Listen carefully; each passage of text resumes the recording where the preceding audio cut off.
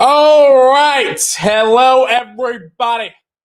Welcome back to another episode of The Market Close. We are live. It is Wednesday, February 15th, and we have a variety of companies that have earnings out today that we will be talking about. Figma, Carvana, Doordash, Cheesecake Factory, and eBay are the main ones that are catching headlines. So we will be going through all those earnings as we get into the end of the day. However, we are ending out on a relatively green day. It's a green day in which it could have been a lot more green than what we're looking at right here. But it's still pretty green, which you can't complain about too much. 686 on the S&P right there. We're up about 0.5%. At one point, we were at 689. If you take a look at what the chart looks like on the day, 689.15, basically for the past hour and a half, it's been down.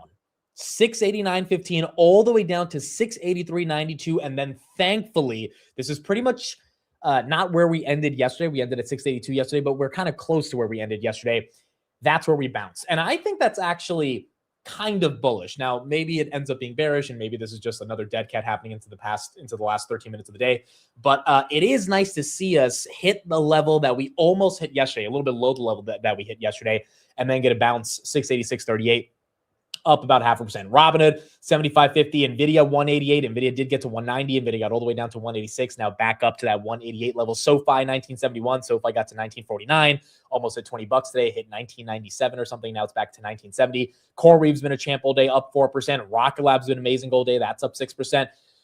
Again, we could have had a lot more green than some of the numbers that we're seeing right here on the day. Rocket Lab was like almost pushing $77 at one point. But I don't think we could be too upset about the level of momentum that we have. So the broader question is, why aren't we ending out as green, or at least close to as green as we were about an hour ago? And I think it has to do with two reasons. So first of all, what's the major headline? Let's just get into that before we talk about the Fed minutes, because that was also really important.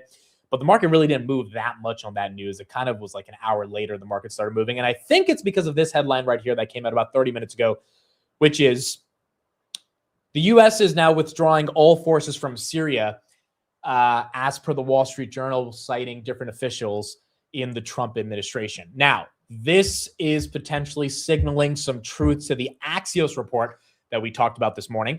The Axios report was basically saying that there are credible sources within the Trump administration that are signifying that we will absolutely be getting into a war with Iran, like a full multi-week-long war was the exact quote, in the coming days. And I think a lot of the reason some of these stocks started going down is because people are closing out positions as we're getting close to the end of the week, and no one wants to hold over a weekend of thinking that we might end up having a war.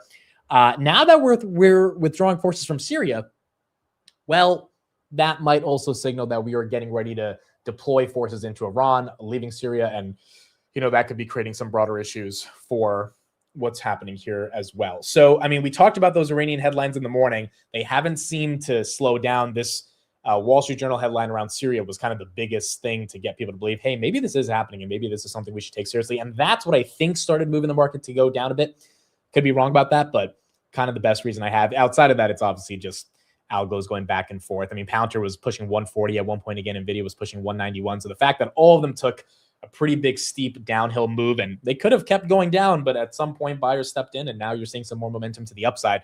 Just feels like that choppiness pattern that we've been accustomed to for the majority of the past 2 weeks is not slowing down. In fact, this is a picture of the S&P just 20 minutes ago.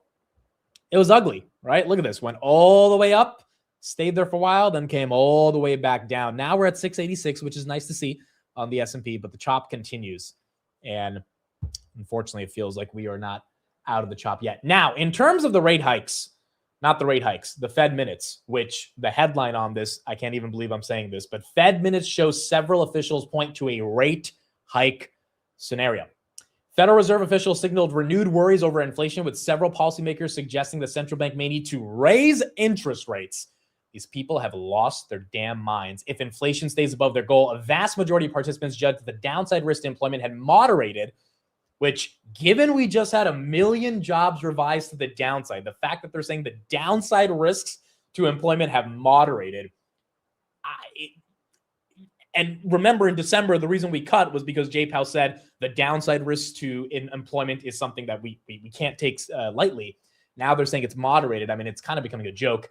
While the risk of more persistent inflation remains, several participants caution that easing policy further in the context of elevated inflation readings could be misinterpreted as implying diminished policymaker commitment to the 2% inflation objective. Obviously, they've been saying this without saying this, that they don't care about 2% anymore, but they don't want to flat out say it because they think that's going to delegitimize the Fed. I quite frankly think a lot of people would just be happy if they get rid of that 2% arbitrary target. Can't live up to it anyway. But that's what the Fed minutes implied. And, you know, when those minutes came out, the market didn't really get hit that hard on it. I was actually surprised that the market held up so much. Maybe it was a delayed reaction, but towards the end of the day, you're kind of seeing this go sideways. Here's a little bit more coverage on those Fed minutes. Leisman is here with that. And Steve, as you framed it earlier, rather than coming together, they seem to be growing ever more apart. Yeah, these minutes, Scott, are showing a sharp divergence in the policy outlook here. You got the centers on one side saying policy rate is still meaningfully restrictive. They're more concerned about downside risk to the job market. Supporters, on the other hand, of the decision to hold, they saw policy in that range of neutral, and several even wanted the Fed to mention the possibility of rate hikes in the statement if inflation didn't start declining. I want to give you the exact language just so you make sure you know what to do with it. Quote, several participants indicated they would have supported a two-sided description of the committee's future interest rate decisions, reflecting the possibility that upward adjustments to the target range for the federal funds rate could be appropriate if inflation remains above target levels. We could not immediately find, Scott, despite a search, a mention of rate hikes in recent minutes, but it's worth noting. The context here is the desire to show two-sided risk and a commitment to the 2% target, not necessarily to hike rates. Just a couple of things. Several saw further rate cuts appropriate if inflation declined in line with expectations. Some said it was appropriate to hold policy steady for some time. A number said further cuts were not appropriate until, quote, disinflation was firmly back on track. And there was that concern that further cuts could show a lack of commitment to the 2% target. Overall, Scott, the way I'd put it is this. The doves about as dovish as they were before. The hawks, maybe a little more frustration with inflation not coming down to target, and not so confident it's going to get there. Unfortunately, that led to, I think, the market thinking that this rate cut just feels more unlikely. We are still at only 6% for March for getting that rate cut, even with the labor market not being as strong as it needs to be. Now, again, the labor market's not in a catastrophic phase, but 1 million jobs revised to the downside definitely doesn't feel like the downside risk to unemployment, especially when you hear Amazon cutting 30,000 people, UPS cutting 50,000 people. Like, those are real jobs. And so the idea that the downside risk to employment is moderating is just a bit confusing, to say the least. But nonetheless, that is what you got from the Fed minutes. And, you know, potentially that's why we're seeing a little bit more pain right here in the context of the broader market. We do have earnings that are coming up. So let's make our watch list for those earnings. Let me know which of these stocks people own. S&P right there. It looks like if we get a 687 close, I mean, you can't be too upset about that, right? This would be 2 days in a row of green, which is very important so that we can kind of form a trend. Again, there are so many concerns about over the weekend if we are going to seriously strike Iran, which means if that's the case, markets might want to hedge and protect for that. But if that doesn't happen, then maybe the markets can continue getting some bit more momentum. So we have Figma, we have Cheesecake, we have eBay, we have Carvana. We have bookings. We have Doordash. That's a big one for the consumer. And I think those are the main ones. And then we have Oxy, gas company. That's another one. Or oil and gas company that we are looking at as well. Figma, I know, is the big one that a lot of people are thinking about. That's up 5.3% of the day. It is a great day to report earnings, even with some of the headlines we've had over the past 20 minutes. You do have a lot of excitement in the markets as things are going a bit more green. CoreWeave does not have earnings today, but Carvana, eBay, Figma, Cheesecake, Oxy, and Doordash do. A lot of these are consumer companies. Carvana is definitely consumer when it comes to cars. Figma is more B2B SaaS, but yeah, I wouldn't say that's consumer. Figma's more B2B SaaS. Cheesecake's consumer. eBay, I still forgot eBay was around to be. Does anyone use eBay? But eBay, still a $37 billion company. That also has to do with the consumer. DoorDash, obviously consumer. Then you got Oxy, which is more in the context of oil and gas. Now, Mag 7 have not had the worst day. Meta rebounding from 629 to 642.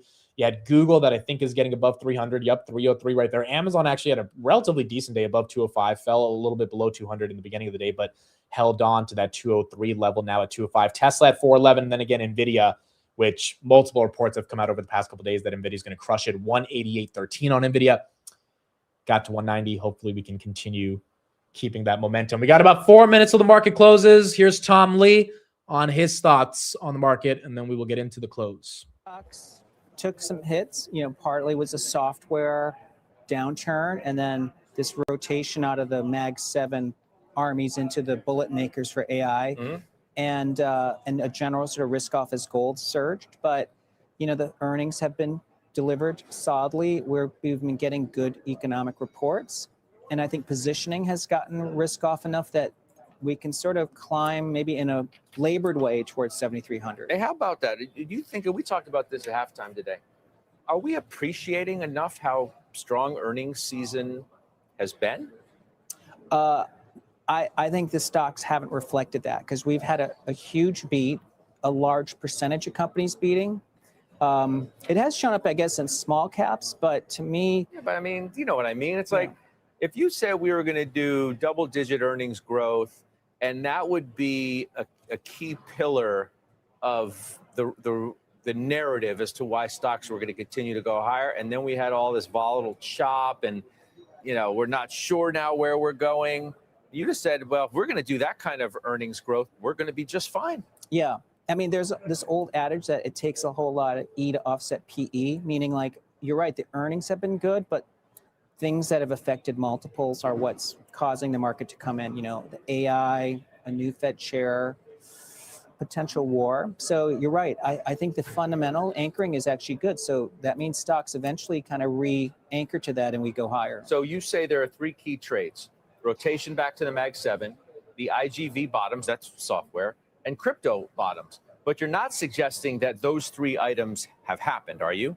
Not yet, but we're maybe 90% of the way through that, because I've seen some of the positioning data. So we know on for instance, prime brokerage, Goldman data, software ownership is like multi-decade lows. And then we know that the Mag 7 have gotten cheaper than the bullet makers, which has never happened in 10 years. They're 3 PE points discount. And then of course, on the crypto side, we've already gotten to drawdowns that are basically 80% of what's been in past crypto winters. So I think those are setting up to be really big trades. Maybe they've led the market. So they bottom first and they'll start to rally even if the market's peaking. Does NVIDIA earnings 1 week from today hold? All right, we'll finish up with Tom after we get through earnings. We got a minute into the close. Lots of headlines to discuss. Zucks is testifying in front of Congress. You got a headline right here that Meta is reviving their plan for the smartwatch, and they are targeting a 2026 launch. They did sell about 7 million glasses in 2025. Zucks had some interesting responses to senators that were grilling him about mental health implications of Instagram and Facebook on young people. So we'll talk about some of that. But we've got a bunch of earnings after the bell. A lot of them affect different parts of the consumer. So hopefully we get some good results. Overall, looks like we're going to end out with a relatively green day after an already green day that we had on Tuesday, even though Tuesday was flat, but 2 green days in a row will take it. And then we get it set up for the last couple of days of the week. Hopefully nothing too crazy Thursday and Friday. And then we have NVIDIA earnings, which we see next Wednesday. Thank you, everybody, for being here. Wednesday, February 18th, 4 p.m. The stock market is now closed.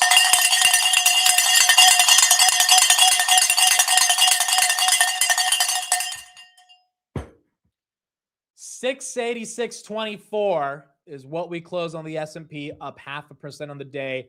It could have been worse. It could have been below 684 like it was literally 37 minutes ago.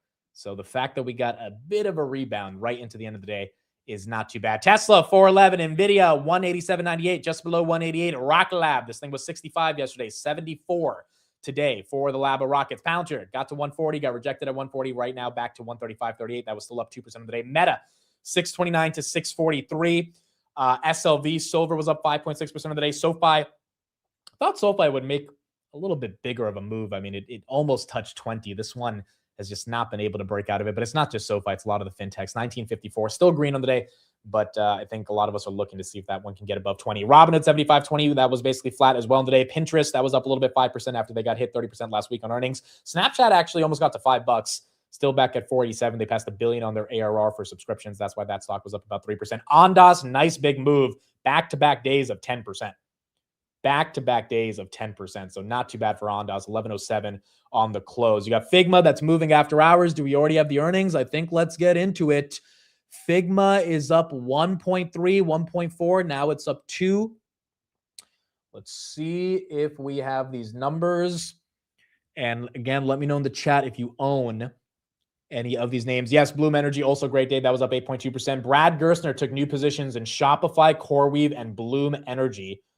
Shopify also had a massive day. Shopify, I think, was up 9%. Shopify, 7%. Not too bad. 121.60, though, for Shopify. All right, Figma's moving. I don't have the numbers. I have bookings. Bookings beat on EPS, 48.80 versus 48.67. And they beat on revenue, $6.34 billion versus $6.13 billion. Revenue's up 16% year over year. EPS is up 17% year over year. Bookings is flat. This is a $4,000 stock, $137 billion market cap. So it's not traded as heavily. So I wouldn't expect it to be too volatile. But bookings right there, basically flat after hours. Year to date, this stock is down 20%.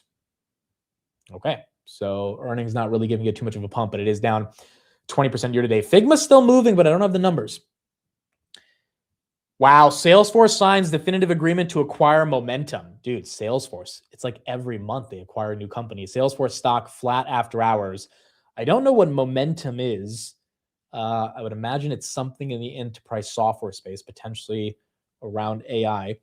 But you have a new acquisition right here from Salesforce. A decent chunk of you in the chat say that you own Figma.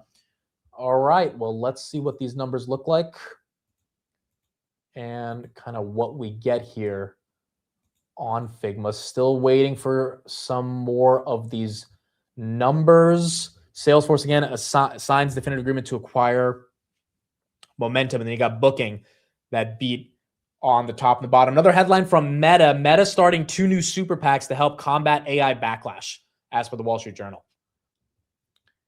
I don't think it's just AI backlash. I think it's probably more specific Meta-oriented backlash. But Meta looking to start 2 new super PACs, which is essentially going to be a lobbying effort to get politicians to be on their side when it comes to certain policies. Doordash, that's up almost 2%. Don't have their results yet. Carvana, that's flat. eBay is also down a bit. Don't have results. Cheesecake Factory, which had a great day, that was up 2%. That's up another 1.3%. Still waiting for the numbers of all of these companies. We had bookings that beat top and bottom. Still waiting for the rest. Doordash, are we getting a better pump? It was up 6.8% of the day. So already did a pretty good move. But this one is flat. I think AMD closed above 200, right? AMD, yes. Elite, well, yeah, 200.12. It's down below 200 after hours. But this one got hit based on the Meta NVIDIA headline of Meta buying a lot more NVIDIA chips and ended up recovering from that 197 low up to 200. Cheesecake Factory goes red. Figma still basically flat. Doordash still flat, and Carvana still flat. I think 405 will get more of these numbers, and then that's when we should see most of it, which should be in about a minute. Yeah, Meta 629 to 642. I mean, a lot of those Max 7 names took a beating within the first couple minutes of the market open, and then they kind of moved up. So throughout the day, I mean, buying into strength on those names definitely did help the majority of them that were moving higher. Amid saying Carvana is dumping will be music to my ears. A lot of people don't like that. So Doordash is dumping. 4% down. Bookings now down 2. Carvana down 5. Carvana is dumping. So whoever needed music to their ears, there you go. 7% down for Carvana. Doordash down almost 7. Cheesecake just went red. Carvana down 8. Doordash down 9. Goodness gracious. Figma pumping. Figma up 8, baby. Figma up 8. Figma up 9.3, 26.73. Look at her go. She was already up 4% during the day as well. Look at that. Figma making a pretty nice little move. Figma, the only one out of all. Wow. Figma, literally the only one. Carvana down 9. Doordash down 5. Booking down 2. Oxy's flat. Cheesecake's down half. Figma up 10%. Okay, do we trust it on Figma? That is the question. Do you trust it on Figma? I mean, 10% is not a small candle. Let's get through some of the numbers. Figma, EPS 8 cents versus 6 cents expected. They beat by 30%. EPS is up 33% year over year. Revenue 303 versus 293. They beat by 4%. Revenue's up 40% year over year. Year over year. Revenue is a beat. EPS is a beat. Revenue's up 40%. EPS is up 33%. They beat by 30% on EPS. I mean, the top line numbers look pretty damn good. We'll get into the guidance. This is also a SaaS company, so it's nice to see a SaaS company get some love from the street. 12% now on Figma, as that one's making a move. Doordash down 5%. Oh my goodness. They missed EPS by 17%. 58 cents expected. They came in with 48 cents. Revenue, they missed by about 1%, 3.96 billion versus 3.99 billion. I mean, revenue is still up 40% year over year. EPS is still up 45% year over year, but that is not a good miss against expectations on EPS, especially when there were already so many questions about the state of the consumer. You can't be missing as aggressively there. However, DoorDash getting a recovery. It was down 7. Now it's up 2. Now it's up 1, trying to fight for its life and stay green. Carvana is ugly. DoorDash missed by 17%. That stock is flat. Carvana is down 17%. I guess these numbers were not the best for Carvana. Carvana earnings, 5.6 billion versus 5.27. They beat. EPS 422. They beat. Vehicle sales 163 versus 157,000. They beat. EBITDA margin 9.1 versus 10.4. They missed on EBITDA margin. Adjusted EBITDA 511 versus 535. Okay, so they missed by 20 million on adjusted EBITDA. I don't know if that's enough to take the stock down 17%.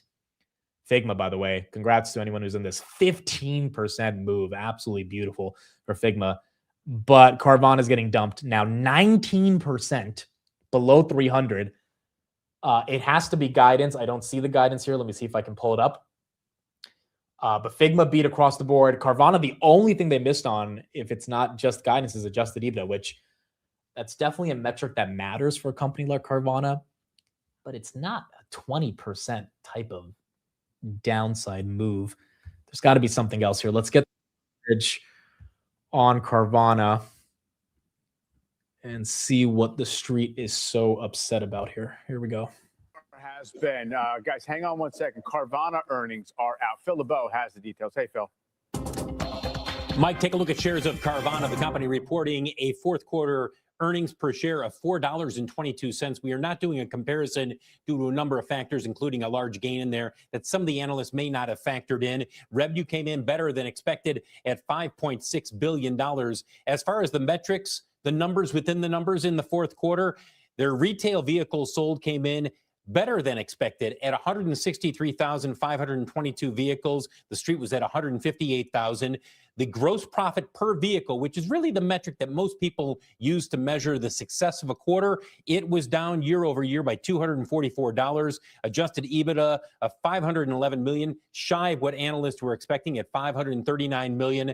And the margin, adjusted EBITDA margin for the fourth quarter came in at 9.1%. It was 10.1% a year ago. In terms of guidance, the only one that the company mentions in its earnings release is that it is affirming its target of selling 3 million vehicles annually between 2030 and 2035.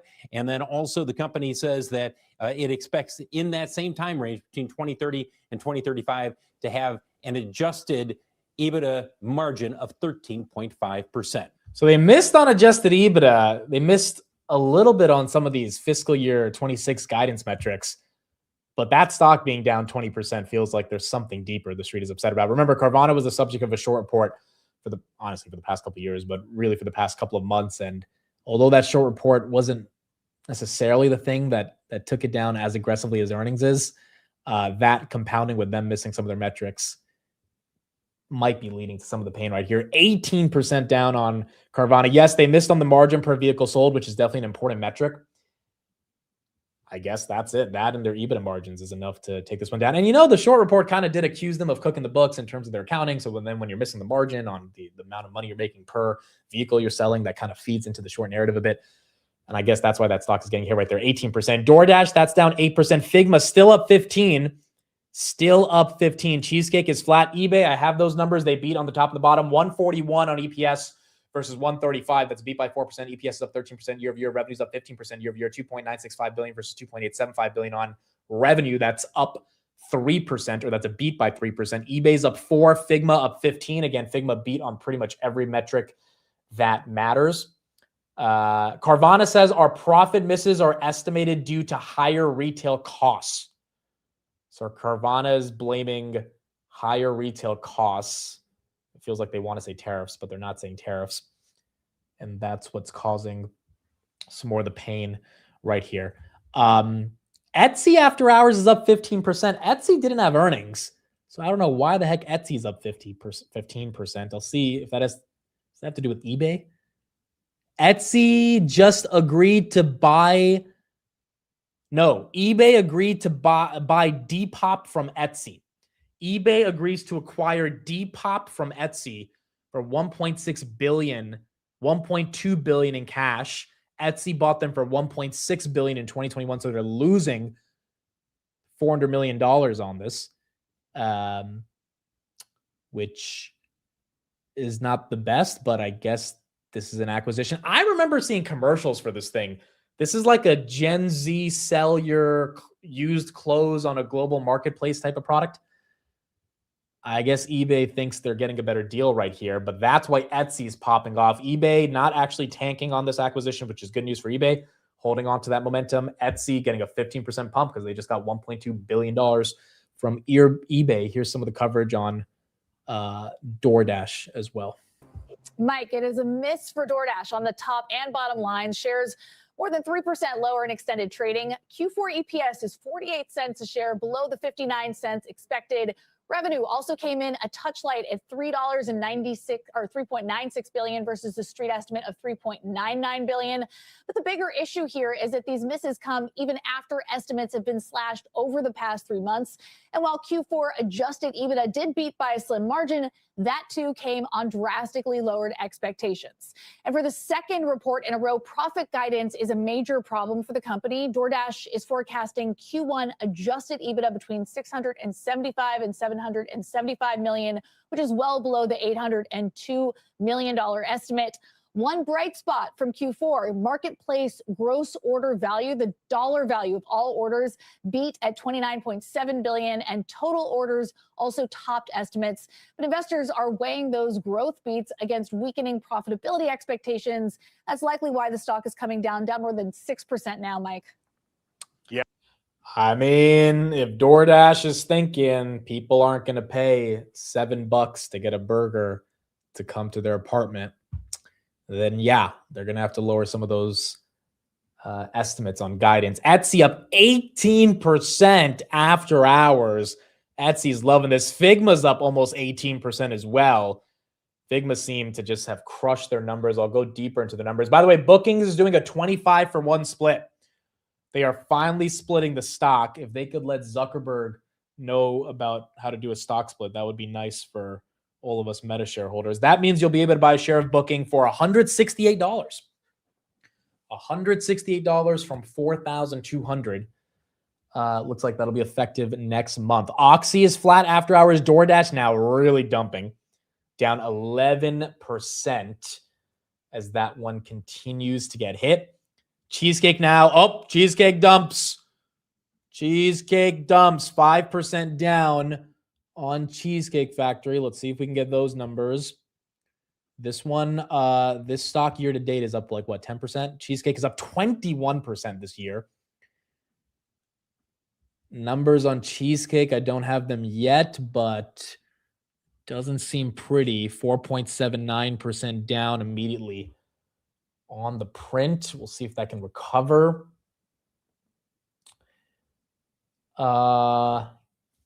Cheesecake still down 4.7. Yeah, it's up 21% year to date. Carvana is down 21% today. It's pretty crazy, dude. Seems like the street has had enough with Carvana. Carvana, by the way, for those that don't know, was the top performing stock over the past 5 years. If you bought it at the lows, you got 100x. It went from 4 to 400. I think it even went above 400 at one point. Like, look at this chart. 355 to 486. Literally, this was the best thing you could have bought in 2023 if you bottom picked it and just rode it higher.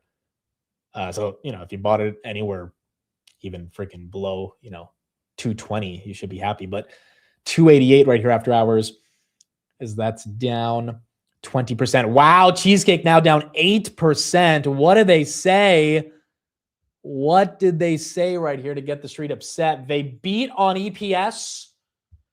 Street wanted 99 cents. They came in with $1. They beat by 1%. Revenue, they beat by 1%. Street wanted 948 million. They came in with 961 million. I don't know what the street's upset about, but the top and the bottom is not a miss. How much cake do you own? I do not own Cheesecake Factory. I don't own the stock. I love the restaurant, and I think I've been going to the restaurant since I was like, I don't know, 14 years old. But I do not own the stock. Down 9.4%. Doordash down 7%. Cheesecake Factory is one of those consumer names, so there's got to be something in the guidance that they're signaling that's making the street upset. By the way, Oxy beat on EPS by 82%. Surprised this one isn't up a little bit more. I know it tends to be a flat stock, but still, the street wanted 17 cents. They put up 31 cents. Big Buffett-owned stock. Buffett or Berkshire might end up taking this company private over the next couple of years. And then revenue, they did miss by 4%, 5.4 versus 5.62 billion for Oxy on the day. DoorDash down 6%. Carvana down 22%. It's just getting worse for Carvana. eBay holding up. And then Figma holding up as well. Let's see if we can get some more coverage on these other names. Let's see eBay, and then we'll try to get into Figma. Share 7 cents better than estimates. Also beating on revenue. First quarter earnings guidance of $1.53 to $1.59. That compares favorably to the estimate of $1.48. eBay also spending some cash, raising its dividend, and authorizing a $2 billion share repurchase. Plus, it's buying online reseller Depop from Etsy for $1.2 billion. Etsy shares also moving higher on this news. All right, up next, Evercore's Mark Mahaney. Okay, so that is eBay. Let's get bookings real quick here as well. $3 billion. Earnings per share adjusted at $48.80. The estimate from the street was $48.28. We're looking at EBITDA that's higher than expected, gross bookings higher than expected, room nights coming in higher than expected, and revenue guidance for the first quarter up 14 to 16%, where the street was expecting them to raise the guidance by 12%. So, and again, bookings doing that 25 for one split. That stock, I believe bookings is flat, right? Bookings, yeah, it's up 2%. So bookings, nothing too crazy. The split is the big news for them. eBay now up almost 8% right here. It touched 91.27. Street seems to really like the numbers and the acquisition they're making, and they are getting a $400 million discount on this. Etsy is also getting a nice little bump in the stock price for making the acquisition. Figma right here, 15%. Cheesecake still down 7%. Figma is green. Let's go to Figma's website and see what they said that's getting the street so excited right here. Could this change the SaaS narrative? Someone's asking. Figma's a relatively small company. I don't know if it changes the SaaS narrative, but it is good to see a SaaS company get some momentum, because, you know, Figma put up amazing numbers and it sold off just because of the SaaS name. If, you know, that would be silly. And so it's nice to see the street not just disregard it because it's SaaS. CEO, 2025 was a massive year for Figma, and the fourth quarter was the best quarter yet. Our accelerated revenue and customer growth going into 2026 reflects design's power and Figma's essential place at the center of our product development stack. Whether that work begins in a terminal, a prompt box, the UI in the Figma canvas, or a hand-drawn sketch, great products came from exploration, craft, and a point of view. This is what Figma's platform uniquely makes possible. Revenue, 40% up year over year, $303 million for Figma. GAAP net loss was $226 million. They did have a profit of $43 million. Operating margins was at 14%. And adjusted free cash flow margin was at 13%. Revenue was $1 billion in 2025. Stock's worth what? $11 billion. So it trades at about 11 times sales. Not that crazy. That's up 41% year over year, which, you know, if you're growing that much, people would tend to pay that multiple. International revenues up 45% year over year. Net dollar retention, pretty incredible, 136%. They have 13,000 paid customers that give them $10,000, 1,000 that give them 100,000, and 67 customers that do about $1 million for them in terms of revenue. Weekly active users on Figma grew 70% quarter over quarter from Q3 to Q4. They launched 3 new AI image editing tools directly inside of Figma and expanded the Figma app within Anthropic and ChatGPT for more collaborations. They're guiding for $317 million, 38% growth in Q1. And wow, $1.3 billion. They're guiding for 30% growth for fiscal year 2026. That is, which they're probably going to beat and probably come in at 32 to 34%. I mean, I wouldn't say the stock is absolutely dirt cheap, but it's, not the $70, $80 stock it was at IPO. And you are paying for growth and you're getting growth, which is good to see from Figma. Figma now up 14%. It was up more, giving up some of that pump. It was up almost 20%. So giving back a little bit of the gains. Cheesecake Factory was down 7. Now it's only down 5. eBay still up 8. Carvana just keeps going down. Keeps going down. Carvana down 23%. Is Adobe pumping because of Figma at all? Adobe is up about a couple bucks after hours. Maybe because of Figma. Maybe. Do you own any of the companies from today's earnings? No, I do not. I know a decent chunk of you that said in the chat own Figma and Cheesecake Factory. A couple people here own a little bit of eBay. I don't think any of us own Doordash, and I don't really think any of us own Carvana. If anything, I think more of you guys own puts on Carvana. Carvana was a double beat. Unfortunately, they missed on adjusted EBITDA margins. And that is tied to the money they make per car, which is not really something they can meaningfully miss. So that's why you're seeing a little bit more pain on Carvana right there. By the way, we got another headline here after hours. You guys remember Herbalife? Like that. Am I wrong looking at this? But Herbalife was the MLM company that, what's his name? Bill Ackman went after, right? Or am I wrong? Because if I'm right, Ronaldo just invested $8 million for 10% equity inside of Herbalife's HBL personalized wellness platform, which will be rolling out in 2026. The stock is up 12% after hours. Your boy, yeah, there it is right there. Your boy Ronaldo is putting some money into what Bill Ackman called one of the biggest scams of our lifetime in the public markets. Bill Ackman, unfortunately, didn't end up winning that battle where he went activist short back in 2013. Carl Icahn came in and kind of gave him a run for his money. But interesting, Ronaldo's investing in Herbalife. That's a little weird. Yes, 7.5 million is a couple pennies for Ronaldo, so it's not really a lot of money, but his brand being associated with a digital wellness platform inside of Herbalife. For those that don't know the controversy about Herbalife, Bill Ackman's entire thesis was that they are selling you the ability for you to go sell other people, the ability for them to go sell other people, the ability to buy a product, which is the traditional definition of a multi-level marketing scheme. He ended up losing that battle in the public markets, but Ronaldo putting his brand associated with that is kind of interesting, to say the least. Carvana still down 22%, Cheesecake down 5%, Figma up 17%, eBay up 9% as well. The H in Herbalife is not silent. There's no way. Is it actually silent? Why is there an H then if it's silent? Like, what is going on? Why would they just get rid of the H? Like, why do you need to make it? Why is Herbalife up 30% year to date?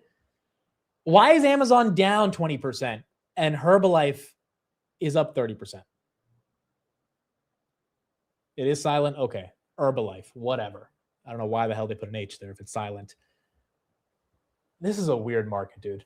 Ronaldo's investing. It's up a lot this year. And you got big tech that continues to be down. Cheesecake Factory. All right, some more updates on them.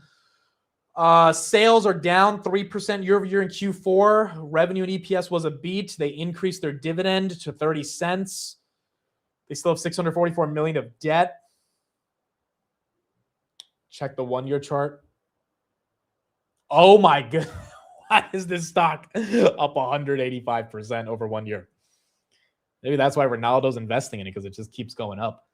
I don't know why Cheesecake Factory is down. I'm going to try to go to their website and see what I can get from there.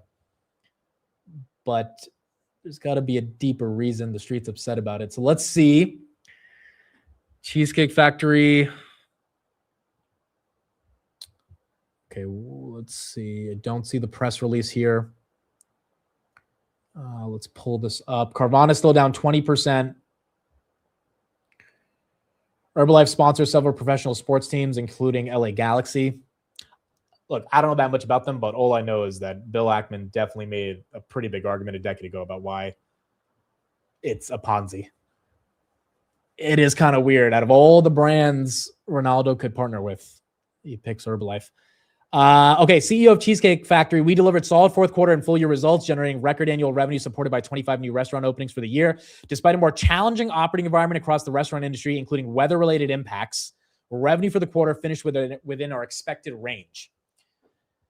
Margins and adjusted diluted net income per share finished toward the higher end of our expectations, reflecting the resilience of our business and strong operational execution. Our operators remain focused on the factors within control, delivering year-over-year improvements. During the fourth quarter, we opened 7 new restaurants, delivered approximately 7% unit growth. Looking ahead, we expect to open as many as 26 restaurants this year, and with strong pipeline in place, we remain confident in our ability to achieve our developmental goal. What does he mean by weather-related impacts? Like, I've never seen a restaurant blame the weather unless the restaurant was unless the majority of the restaurants are in a place where there's a massive hurricane and the city shuts down for a couple months. Then it's understandable, but I don't think that's the case for Cheesecake Factory. They're talking about 1 week of cold. No, first of all, that was in Q1. That was in January. That wasn't Q4. Q4, we barely had any snow or cold in the Northeast. I don't know, bro. Weather's a little... If they can use weather, every restaurant can use weather. If it's snowing, and that's the argument. They're increasing their share repurchase authorization of 5 million shares. They increased their dividend to 30 cents a share. Okay, if it's all about storms in the Midwest, then I expect Texas Roadhouse and a bunch of these restaurants to come out and also talk about the weather. If they don't, then Cheesecake Factory is blaming the weather. I mean, also this was Q4. I don't know if there was that much upset weather in Q4, but maybe there were certain areas Cheesecake Factory's in where it got hit. Regardless, I don't know why the stock's down 5. They beat on every metric they needed to beat on. Guidance looks good. They're opening 26 more restaurants. We couldn't sell cheesecakes because of a tornado. Yeah, that is a little bit weird of an excuse. But nonetheless, the stock down 6 is kind of weird right here. Now, this stock was up 20% year to date. Maybe it just was priced for perfection. I didn't see anything in that print that necessarily... I mean, they raised the dividend. What exactly is the street upset about here? Figma still up 17. Carvana just keeps plunging, dude. Carvana just keeps plunging. 23% as that one is still down after hours. Let's see if we can get a little bit more coverage. Yeah, let's get some coverage here on Figma and see if we can get a better understanding of this one. Carvana continues to get hit after hours. This year, Molson Coors off by 8.25%. Figma also on the move after hours. The software company reporting earnings of 8 cents a share. That was a penny better than forecast. Revenue also better than expected. And its guidance for first quarter and full year sales seen above the current consensus. Andrew Ross Sorkin spoke to the company's CEO about what drove the quarter. Non-designers now getting involved in the design process is incredible. And we had a really amazing quarter because of this. And I think we'll continue to see more people getting involved in design because design is now how you win or lose. That stock up nicely after the... All right, Figma making a move. We have some geopolitical headlines as well. Trump's national security advisors discussed Iran during a White House Situation Room meeting today as per Wednesday. All right, so that Axios report, guys, looks like there is some credibility behind it because all we've seen today is report after report around Iran and the Trump administration starting to have a lot more meetings and discussions about this. U.S. Secretary of State Rubio will travel to Israel to meet Netanyahu February 28th, the weekend of February 28th. All U.S. forces involved in the Middle East buildup should be in place by mid-March, says a senior U.S. official. Trump's national security advisors discussed Iran during a White House Situation Room meeting on Wednesday.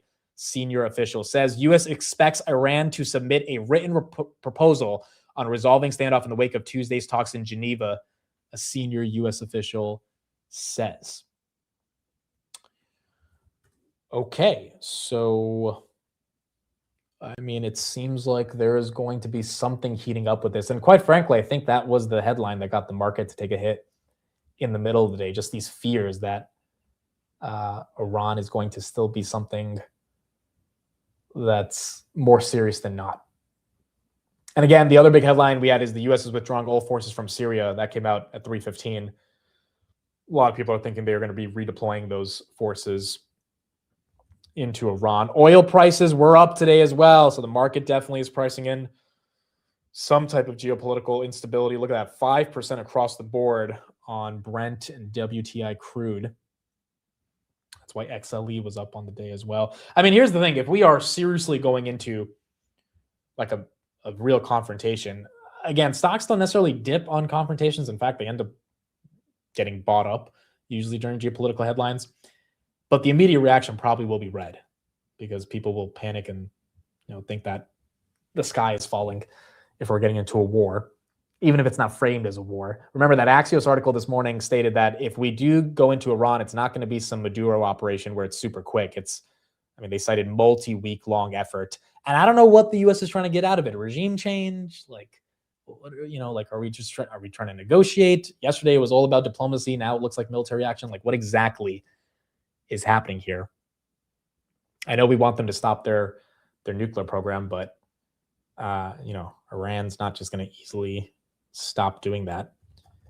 And then we saw the flight logs, if you've been keeping up with that as well, that are flying over the Middle East, as that has been pretty, just take a look at this right here. There's a lot more flights coming in. And a lot of these are U.S. military flights as well. So bit concerning, but eventually we're going to see what happens. Is Doordash recovering? This one did not have the best guidance right here. What do we got on Doordash? Yeah, 10% down to now only 2% down. Figma still holding a nice 19% move. Carvana, 23.3% down.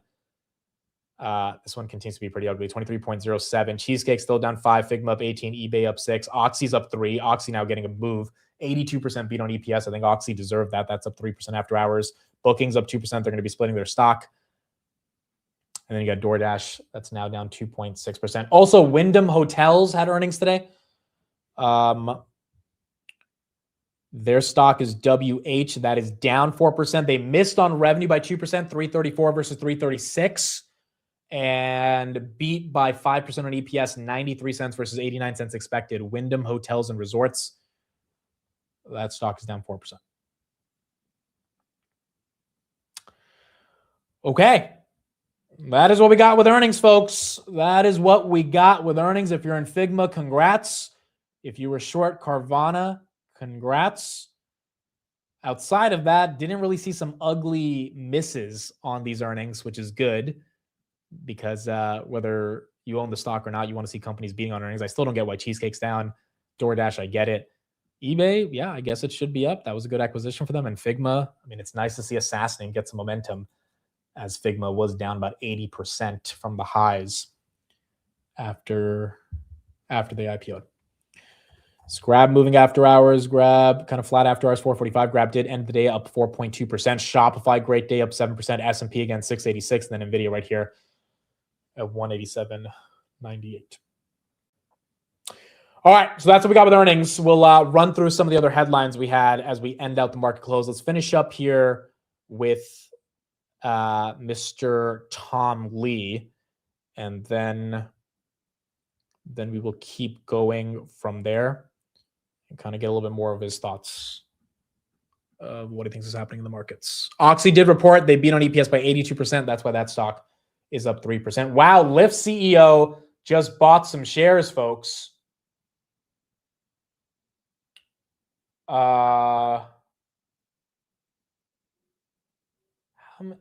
He bought, okay, it's not a lot, but he bought 7,000 shares. It's not a lot, but he bought 7,000. This is the first time he bought shares since December.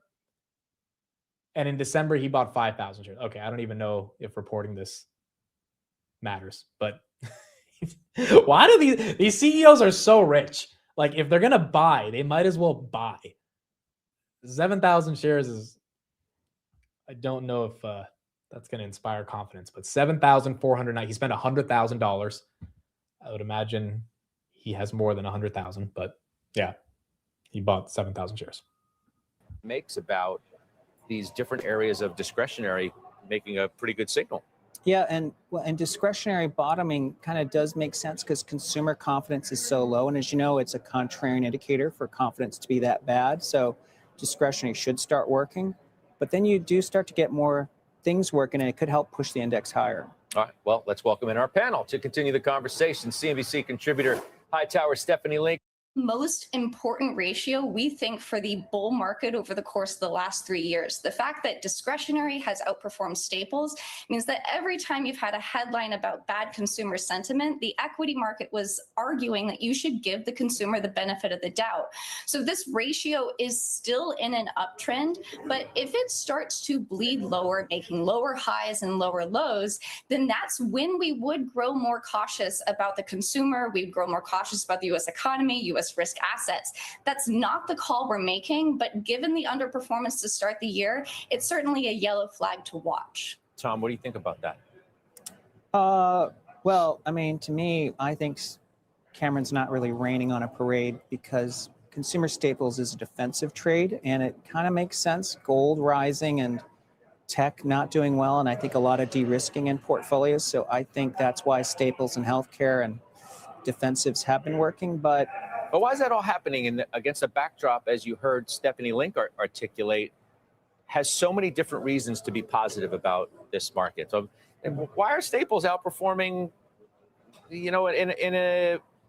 at a time when, if you believe what Steph is saying, that they shouldn't be outperforming discretionary names? I mean, I think a simple explanation is, we had 3 years of big gains for the market, and now markets are testing whether we can do a fourth year. So they want to catch their breath. That's almost also why energy materials, I think, have done so well this year, because when we looked at the end of last year, they underperformed so much over the past 5 years that they almost always snap back, and that's why it was a top sector pick. I think this is a lot of mean reversion, and then when the dust settles, the bull market resumes. But I think it is a bit of congestion. Cameron, you want to address NVIDIA 1 week from today and what you think is really hanging on that report? If anything, maybe we're making too much of it, but given the recent upset around AI and the whole narrative being questioned and the spending, et cetera, feels like an especially important time to hear from this company, if nothing else. It is important for the AI infrastructure trade, and that's really important to differentiate infrastructure versus the application. So the infrastructure side of things has been very good for a lot of different portions of the market: power generation, industrials doing better, semiconductors, of course, but the application of the AI is what certainly has dinged the software names. So I don't know if a good result from NVIDIA could help lift and boost the software names. It really will come to the first quarter earnings season for those names to come out and say, look, we're not seeing AI eat our lunch. And if they do say that, of course, you could see further downside.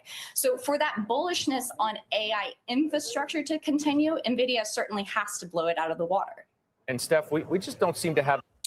So a couple things right there that I agree with from both perspectives. I mean, both Cameron and Tom are pretty bullish on NVIDIA having a good earnings, and they also, think NVIDIA has to have a good earnings to get this trade to continue, the trade being the big tech trade. One of the things that Tom said there that I thought was really interesting is that he thinks that the NVIDIA earnings essentially can mark a bottom to all the pain that we've been seeing. If NVIDIA really does blow it out of the water, expectations of 73 billion guiding, almost $68 billion in revenue, then things change. Things change to the upside, because if you do have that much momentum coming in from NVIDIA and the AI CapEx life cycle continues to show not only ROI, but increased momentum, maybe the SaaS sell-off is done. Maybe the big tech rotation into Walmart and Costco is done. Walmart actually had its second losing day in a row, down 2%. Walmart was down 4% yesterday. And, maybe that leads to more momentum coming back into technology as we end out the month of February, which historically has not been the best for stocks in general. Meta right there, 643.22 on the close. Palantir as well, flat after hours, but it did get that 135 close. Rock Lab up a little bit after hours. So a lot of this comes down to NVIDIA. And time will tell in about 7 days what happens with NVIDIA. Stock draft, yes, let's pull that up. We haven't looked at it in about a week. Matt is still beating everybody because of Rocket Lab. I am up 13.7%. Steve is down 0.04. Tanner is up 8. Matt is up 27. And Chris is down 2. So it is still Matt, Amit, Tanner, Steve, Chris in the overall stock draft itself. He's down the Dutch Bros. Didn't Dutch Bros have a great earnings? Wow, Dutch Bros back to 53. It pumped on earnings though, right? Last week, I'm pretty sure we saw it pump. Yeah, I got to 60. Wow, came all the way back down. Came all the way back down to 49. This thing went from freaking literally 50 to 60 back to 49. Now it's at 53. So that's why he's still struggling with Dutch Bros. And then ASTS is up 100%. Rock Lab's up 180% still. Tanner's down the worst on Coin, ServiceNow, TTD, and Mercado Libre. Steve's down the worst on MicroStrategy, Hims, PayPal, and Netflix. I'm down the worst on Duolingo. If we didn't have Duolingo, this really wouldn't be as ugly. Visa, I'm still down 10% on, so that's been hurting. And then Chris is down the most on Novo, Axon, Elf, and Oracle. And that is what we got in the stock draft. By the way, speaking of Steve, the person who sent me that AI Mike Burry thing this morning, I said it was too short. They added another 10 seconds to it. And, this is why all the CapEx is worth it. So shout out to Matt Hollis on this. You're a fool if you think Palantir's stock is going down. It's going down, and you know it!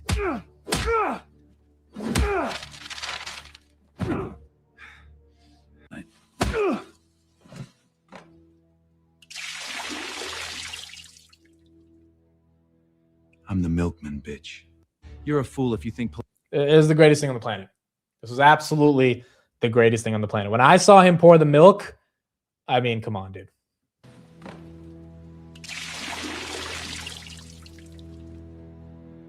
I'm the milkman, bitch. You're a... It's the best thing in the world. Like, it's literally the best thing in the world. So thank you, Matt Hollis, for that. This is why we need AI, guys. This is why we need AI. Kumi8811 says, it's my birthday. Happy birthday to you, cute Kumi. Thank you for being here.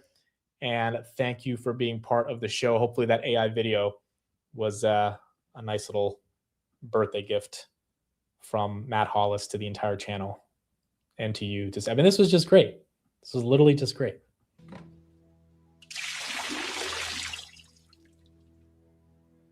I'm the milkman, bitch. I don't think Steve saw this part. I think Steve saw the first one. I don't think he saw the updated one. So I got to send him the updated one. But yeah, happy birthday to you, Kumi. All right, so let's get through a couple more headlines. And that'll be pretty much it for us. Again, we got through all the earnings. Is Carvana still dumping? Is Carvana still dumping CVNA? 21%. It was down 23. Now it's down 21. Still rather ugly as Carvana continues to take a hit. Figma, that one's still making a move up. And these broader SaaS names trying to move up a little bit after hours after Figma, but most of them still pretty much down. All right, so let's get into a couple other headlines we have. We talked about credit card delinquencies in the morning. We have some more updates. Apple's not down 7%, dude. Why are you guys saying Apple's down 7%? Apple's down 0.2. You're probably using Google Finance, which always glitches after hours. Like, it actually glitches after hours. So Apple is not down 7%. If it was, though, I mean, Apple hasn't fallen 7% in a day since April of last year. So that would be a little ugly if that happened. Okay, let's get into this. So credit card delinquencies. We have a bigger issue on our hands when it comes to these delinquencies. So the 60-day delinquency rate on U.S. subprime auto loans is up to a record 6.9%. We talked about this a little bit in the morning, but This was comparable. Now, when you compare it to some of the things that happened in the past, given we have some more data, it looks a bit worse. The 2008 financial crisis high was 5% on 60-day delinquency rates on U.S. subprime autos. This exceeds 1996's peak as well by about 900 basis points. Meanwhile, total auto debt is up $312 billion over the last 5 years to a record $1.67 trillion. Subprime financing makes up about 14% or $234 billion of all auto loans. And the sort of conclusion you can take from what we're looking at right here is that Americans are meaningfully falling behind on their car debt at a record pace. Now, again, this gets ugly if people lose their jobs, and that's why it was very confusing to see these Fed minutes today and the Fed talk about how we don't think the unemployment rate is that big of a deal and we should not be that concerned about the labor market. Even some of the Fed officials suggesting that hiking rates should be something we look into, which if they did hike rates, I think Trump would literally lose his mind. But we got to lower rates to give people a relief on the overall amount of debt that they're paying. And we also can't have a massive level of labor market collapse because then people are just not going to pay back their loans at all. So this is still something we have to pay attention to. You know, a good bull always knows where the bear cases lie. And I think one of the bear cases is that there are some underlying cracks of the broader economy. I don't think they are strong enough to get rid of GDP growth, strong enough to get rid of AI momentum, strong enough to get rid of the Fed eventually easing because, you know, whether Powell wants to cut or not, he's going to be gone in a couple months. But it's definitely something to pay attention to. On top of that, at the same time, when you're seeing delinquencies go up, you're also seeing fund managers turn the most bearish they've ever been on the US dollar. This is Bank of America Global Research's fund manager survey around US dollar net exposure. It is down negative 35 points, the lowest in at least 14 years. This is also below the April 2025 bottom when Trump announced that we were going to have Liberation Day. 87% of fund managers surveyed anticipate central banks worldwide to continue reducing their dollar holdings in foreign reserves. And as a result, you've seen Dixie take a bit of a tumble. Now, it's been trying to recover over the past couple of days. Dixie was actually up today, 97.73, but more and more people are going not even just short the dollar, they're just rotating out of the dollar, which, you know, probably explains why gold has done so well. Gold just below 5,000, 1.9%, and then silver up about 4.6% on the day. How much is gold up year to date? Let's check on that. 15%. It was up 70% last year. It's up 15% so far this year. It would, you know, it was at 5,500 at one point back in January. But yeah, that lack of exposure to the USD is probably part of the reason why central banks are a bit more afraid of the dollar. Is Twitter down again? Dude, did you guys see when YouTube was down yesterday? YouTube being down is crazy. Yeah, Twitter's down. Why are all of our websites going down every other day? You got some people starting to speculate that it's not just Cloudflare, that maybe there's a little bit something more to these websites getting hit. YouTube was down for what? For almost an hour yesterday. Thankfully, it was right after the market closed, so it didn't affect us. Twitter's not working at all right now. It's not even loading. I mean, Twitter is also where I get a lot of my content to show you guys updates, so not the best here, but it is weird. Yeah, even my bookmarks aren't loading. We've been seeing for a while, like over the past couple of weeks, that this stuff has been happening more. They're down because of Steve's video. Honestly, the GPUs might be the reason. Discord was down earlier as well. Let me go to down detector. Yeah, X is getting a spike right now on more things that are getting hit. Huh. It's a little weird. That's a little weird.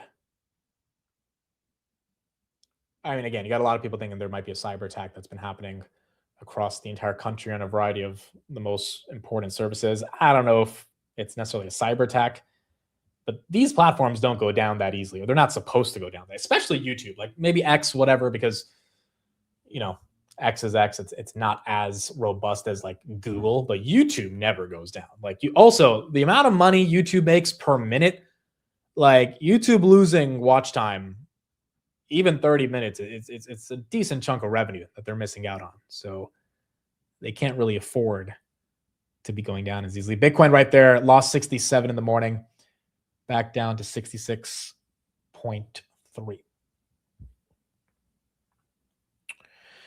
Just a thought, Fed rate hikes, unemployment all-time high, dollar loses value, crypto and stablecoins explode, geopolitical threats increase from China and Russia. Could that all be a bear case? Yeah, I think that is. I mean, if I was writing a bear case right now, I would literally say all those things you just said. Unemployment at all-time highs, even though unemployment rates are actually at relatively reasonable levels, but the job revision stuff, you can kind of change the numbers how you want. But if we hike rates, the dollar keeps becoming devalued. It keeps getting rotated out of. Geopolitical threats keep increasing. Like, yeah, all of that is a valid bear case. The problem is the earnings growth, and this is what Tom was talking about. The earnings growth is not getting the type of coverage that it deserves to get because these companies aren't pumping on the earnings growth. AMD went from 250 to 200 on the earnings, which makes you think that AMD had bad earnings, but AMD had phenomenal earnings. So the lack of stock price momentum in correlation with earnings momentum has been divergent for the first time in basically 3 years. And, for the first time in 3 years, companies are putting up numbers and not getting rewarded for it. And it's not like every time they put up numbers over the past 12 quarters, they got rewarded. But more often than not, if you beat your numbers, given the macro backdrop and given sort of the AI tailwinds, you got something from the market in terms of upwards price reaction. And this year, that has just gone the opposite direction, which, leads a lot of people to believe there's bigger issues that are going on, but earnings growth still continues to be strong. We did have a headline today. Goldman Sachs CEO David Solomon says he owns a very, very limited amount of Bitcoin, which was cool to see because all these big bank CEOs that didn't like crypto years ago, they are now being forced to acknowledge it and forced to say that, yeah, crypto does have a role in our economy. So David Solomon, he was a crypto skeptic, and now he says he does own a bit of Bitcoin. Did he DJ the set? That would be kind of funny. Why did you invest in AMD? So it was a small position. This was at what, like 205, 206. To me, I don't think the drop was justified on the earnings. Lisa Su is guiding for 35% revenue growth. You look at the PE, look at 35% revenue growth. You also look at the extent of the momentum that they have with a variety of different partners in the ecosystem. Now, I know the Meta deal is why they got hit yesterday, but I mean, this stock was forming a base around 230 to 260 for almost 7 months before we kind of have this SaaS Armageddon that has taken every stock down. Obviously, my position in NVIDIA is orders of magnitude higher than AMD, and I continue to trust Jensen, but I don't see a world where NVIDIA goes to 7-8 trillion in market cap and AMD stuck at 300 billion. Like, I just don't think that happens. So if the market's going to give a discount, now again, NVIDIA, one could argue, is cheaper because they have higher growth rates, and that's fair. That's why I own a lot more NVIDIA. I think that's why a lot of people own NVIDIA.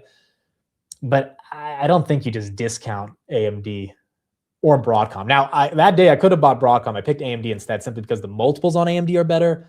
And I think I understand AMD's business a little bit better than I understand the ASIC market around Broadcom. But I think all three of these companies, NVIDIA, AMD, and Broadcom, if we believe this CapEx build-out is real, all three of these are going higher.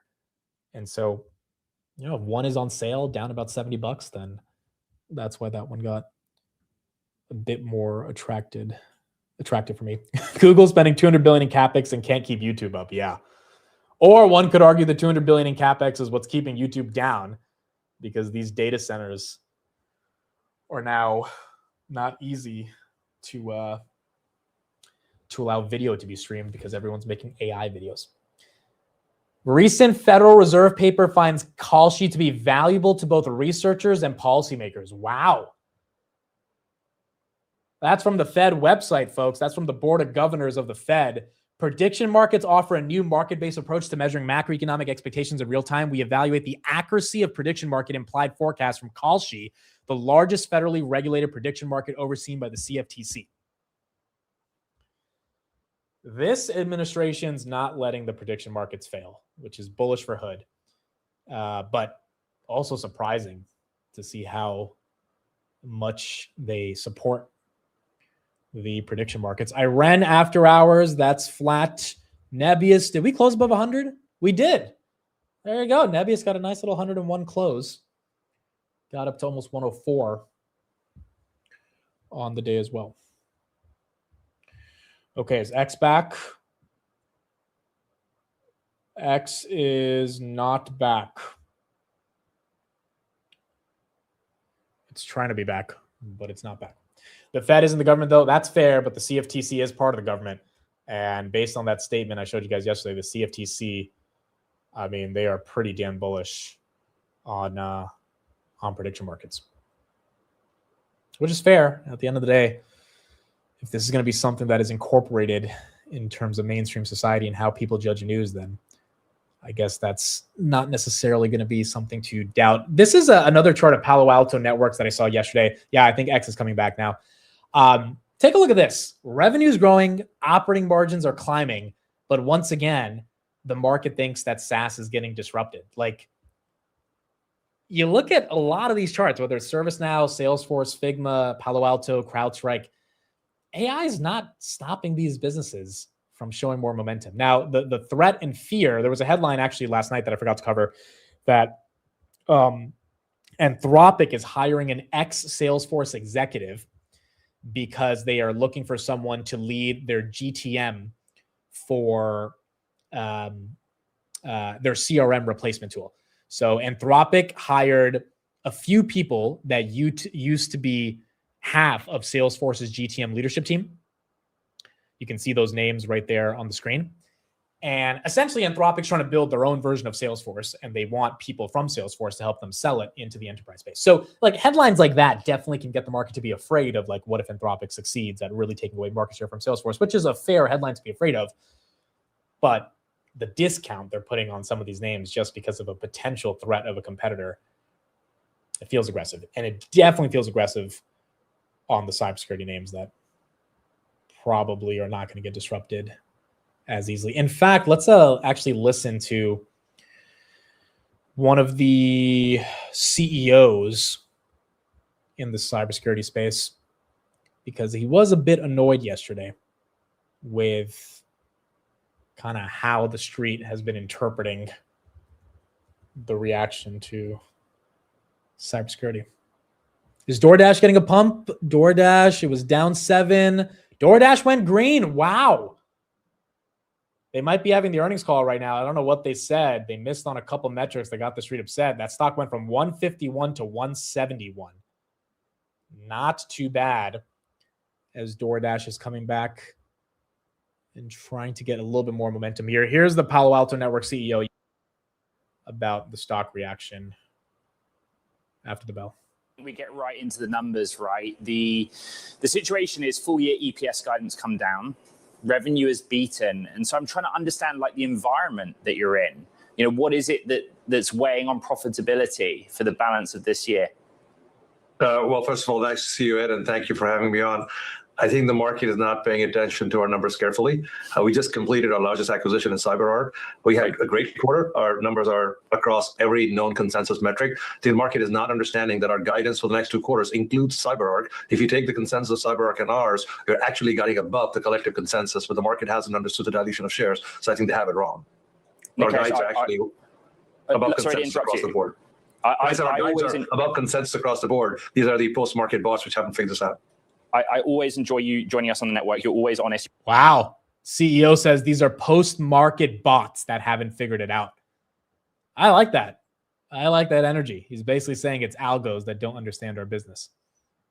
You're always very specific about M&A, right? The math that people are doing is the guide for next-gen ARR growth is 53 to 54%, CyberArk, Chronosphere, but that would suggest that organically growth is nearer to sort of 20%. Can you see the math that they're doing? Yes, I see the map, but I think if they listen carefully, CyberArk computes ARR differently from us. Okay. So we've had to strip out a few $100 million of CyberArk ARR. Hence, if you take that out and add it back, we're actually doing better collectively than we were guided. This will all clarify by tomorrow morning as the market opens. But I think the market hasn't understood the comments our CFO made around the fact that our computation of ARR is different. It's more conservative than CyberArk. CyberArk's is aggressive than ours. If you turn their ARR down to the way we compute it, actually collectively our ARR guidance is in excess of what we previously guided organically individually. On the call, you mentioned a 9-figure Chronosphere deal. You didn't name the customer. Somebody from the sell side asked you about the deal. They didn't ask you to name the customer. Who's the customer, Nikesh? It's a popular LLM out there. I think more importantly, what is there to understand is that Chronosphere is a net new startup. They came up with a new way of doing observability, which is much more cost effective, much more efficient, and can scale to the volume that LLMs are putting out there. That's the reason we bought the company. The fact that 250 engineers can build something so amazing that provides a leapfrog opportunity against current players in observability. That's what we bought them for. They have been under test for many months with this LLM. They have fully been accepted across the platform. They will be replacing an incumbent vendor. And as that continues to grow, we expect to see continued growth of ARR for that one customer. But additionally, obviously, Chronosphere is talking to a whole bunch of net new customers who are looking for either get off their do-it-yourself observability platforms or replace expensive observability platforms that they have subscribed to in the past. I like this guy. I like the way he speaks. You can tell he's aggravated about the stock reaction, but he's also kind of explaining why the market completely has it wrong. Here was the update on Mark Zuckerberg, by the way, testifying in Congress today. Well, Kelly, Mark Zuckerberg has been testifying for the past hour in this trial on the addictive nature of Meta's product design and potential damage done to kids and teens. Now, one key line of questioning that he's been facing is whether Meta actually prevents kids under age 13 from being on their platform. Zuckerberg said it's hard to enforce. Now, when pressed on his power at Meta, he verified that he can't be removed as CEO because he controls the voting shares.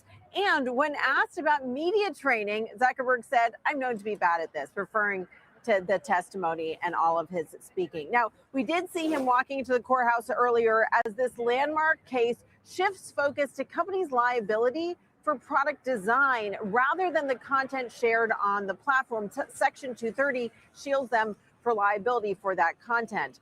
Also entering the courthouse to watch the trial, we saw bereaved parents whose children died after social media led to encounters with predators or led them to becoming depressed and suicidal. Now, Meta denies the allegations of this case, saying they're confident the evidence will show our longstanding commitment to supporting young people, but the stakes in this and following cases are certainly high. Meta, along with YouTube, which is part of today's trial, could face both monetary damages and also they could be forced to make changes to their apps. There's some talk of changing the algorithms. Kelly?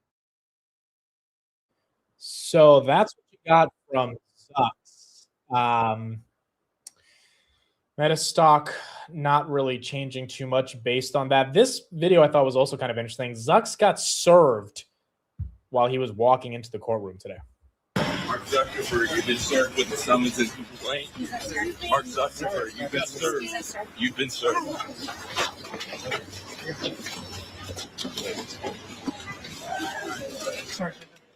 So I guess he kind of got served as he was getting into the courthouse there. But yeah, we don't have any footage on Zucks actually testifying. We're only getting the kind of eyewitness testimony of what he said. Look, Zucks has been through this a lot. I mean, 2018 was the most famous one where he, for the first time, went in front of Congress and kind of explained what Facebook does. But there have been many, many lawsuits since then. Cambridge Analytica. Now you've got this stuff with mental health around. By the way, Doordash, look at that recovery. It's always bullish when you have bad numbers and your stock recovers. Look at that. 4% up after hours now, even after some crappy numbers. He's used to dealing with the pressure of trying to justify why Facebook and Instagram aren't the worst things for people's mental health. So, yeah, I guess this is just another way for him to navigate this. I don't think the trial is going to have that much of an impact, but it is something that obviously Facebook's going to have to get through. They have a ton of this stuff in Europe as well, and so you have a lot more of these things. I don't really know if kids use Facebook anymore, though. I would say it's only Instagram. By the way, Doordash, look at that moving 6%. I mean, does anyone under 15 actually go on Facebook? Like, maybe across the world where Facebook's like kind of the de facto news platform, but I think Instagram is the main thing that has people's attention. Obviously, WhatsApp everyone uses, but you have a lot more adults that are on Facebook than not. Does anybody under 50? Well, I still think, like 30 to 50-year-olds, like I grew up on Facebook, so I mean, I don't really check it, and I don't know how many people my age check it, but still, like, it has a place for people who are in their 30s going into their 40s and 50s. But if you're under 20, I don't know if you have a Facebook account or if you actually care to check Facebook. Doordash right there, 6.2%. All right. Do we want to listen to any calls or no? Do we care about listening to a call? I mean, I'm always down to listen to a new earnings call. Always love to learn more about companies. But I don't really know if there's any meaningful calls to listen to. No, just keep yapping. Like, Cheesecake Factory is not going to be a fun call. Figma, I mean, look, I love Dylan as the CEO, but he's boring. I'm sorry. It's pretty boring to listen to. So are a lot of CEOs. Also, I don't think a lot of us own any of those, or own, a ton of us don't own those stocks to be super plugged into those calls. So maybe we skip it. How about a rant instead? The rants have to be organic. That's how the rants come to life. Can't just rant on the spot. Although, if you gave me a topic, I do think I would be able to come up with a rant. Trying to see if there's any other big news updates that we missed. Let me see if there's any other 13Fs. I don't think there's anything too crazy here. We talked about most of them. Dan Loeb's 13F is out. Added 4% to NVIDIA. He bought Chipotle. I guess that's new. Bought Constellation Energy. That's new. Wow, he bought 4.7 million shares at Chipotle. That's kind of crazy. He bought Baba, bought Progressive, bought Thermo Fisher, bought Spotify. He sold off a lot of his financials and his telecommunications. Although Amazon was one of the big ones that was bought by the super investors, a lot of them sold it off too. Amazon and Microsoft got sold out. By the way, the Bill and Melinda Gates Foundation, Bill Gates being the founder of Microsoft, the dude keeps selling Microsoft. Sold 10% of Berkshire, then sold 16% of freaking Microsoft. Remember, last quarter, he sold 64% of Microsoft. He's been selling very opportunistically because Microsoft's kept going down, so he's made a lot of money selling it. But yeah, the Bill and Melinda Gates Foundation. I always thought it was funny that the Bill and Melinda Gates Foundation owns 0 tech companies outside of Microsoft. It's almost like Bill Gates hates every other tech company and he will only buy Microsoft stock. But everything else is like McDonald's, Kraft Heinz, FedEx, Walmart, Caterpillar, Berkshire, and then Microsoft. It's the only other tech name that's there. Wow, Dash up 8%. Congratulations to those who went long Dash, especially if you bought the absolute bottom today, 151. Look at that. Obviously, they're saying something on the call that's getting the street excited. Now, again, they had lower guidance, so they must be saying something to get the street to rethink or consider their guidance. They're seeing adjusted EBITDA to $775 million. I think that's a beat. They just announced. And $29.7 billion in GOV, which also is a beat. That's probably helping Doordash go up. And there you go. Dash is green. Amit, I'm a dude, but your eyes are striking. Nice color. Thanks for all you do. Thank you, Travis. I appreciate that.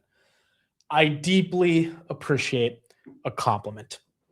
In a chat filled with roasting, I appreciate a compliment.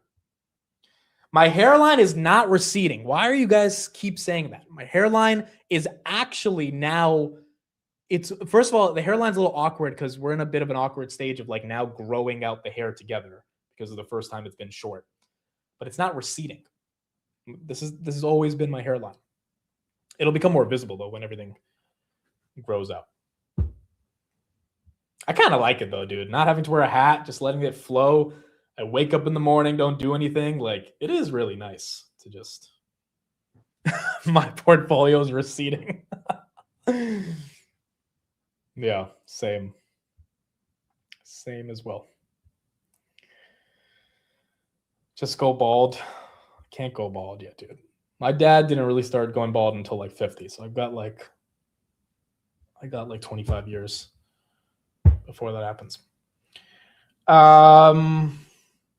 His hairline has a hairline. Oh my gosh. That's crazy. That's crazy. What's your year to date? I talked about it yesterday, negative 15. Which I think we'll be able to turn around, to be honest. I don't think we're going to stay that negative. I know I polled a lot of you guys yesterday, and most of the averages were negative 10 to negative 20. I think we're going to turn this around, dude. Walmart's not going to be trading at 50 times earnings for the rest of the year. And if they do, it is what it is. And it's a year of consolidation. It's a year of buying big tech at cheap prices. And eventually we will reset. But if the street wants to take Verizon to 60 by the end of the year and keep NVIDIA stuck, then be my guest, because that's just going to be cheaper tech stocks for all of us at the end of the day.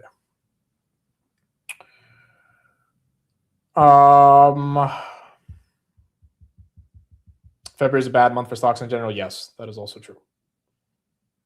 That is also true. That's crazy with the SPX flat. Imagine if we fall. Well, that is 100% true. If the S&P were to actually take a very ugly 10 to 20% correction, which again, it could. I mean, we had 2 days of green, so we feel a little happy, but we are very used to what the feeling feels like when it goes red over the past 2 weeks and getting rug pulled. If it were to go down to like 6,000 or 63, 6,200, like, yeah, a lot of these stocks are getting wrecked. It's just, again, at what point does enough become enough, right? Are they going to send Hood back to $20? Are they going to send Broadcom back to 150? Like, at some point, it just becomes so absolutely stupid that I kind of think a lot of the pain that we've dealt with is good. Like, it's not good, but it's like, it is what it is. If the market needed a reset, we got the reset. And I think we can move forward from here. Maybe we need another reset a little bit lower from here, but I don't think it's like 6,000 S&P type of lower, even if it is still lower from here. Carvana, is that one still bad? Carvana down 15%. Yes, Carvana's rebounding. It was down 20. Now it's down 15. Now it's down 15.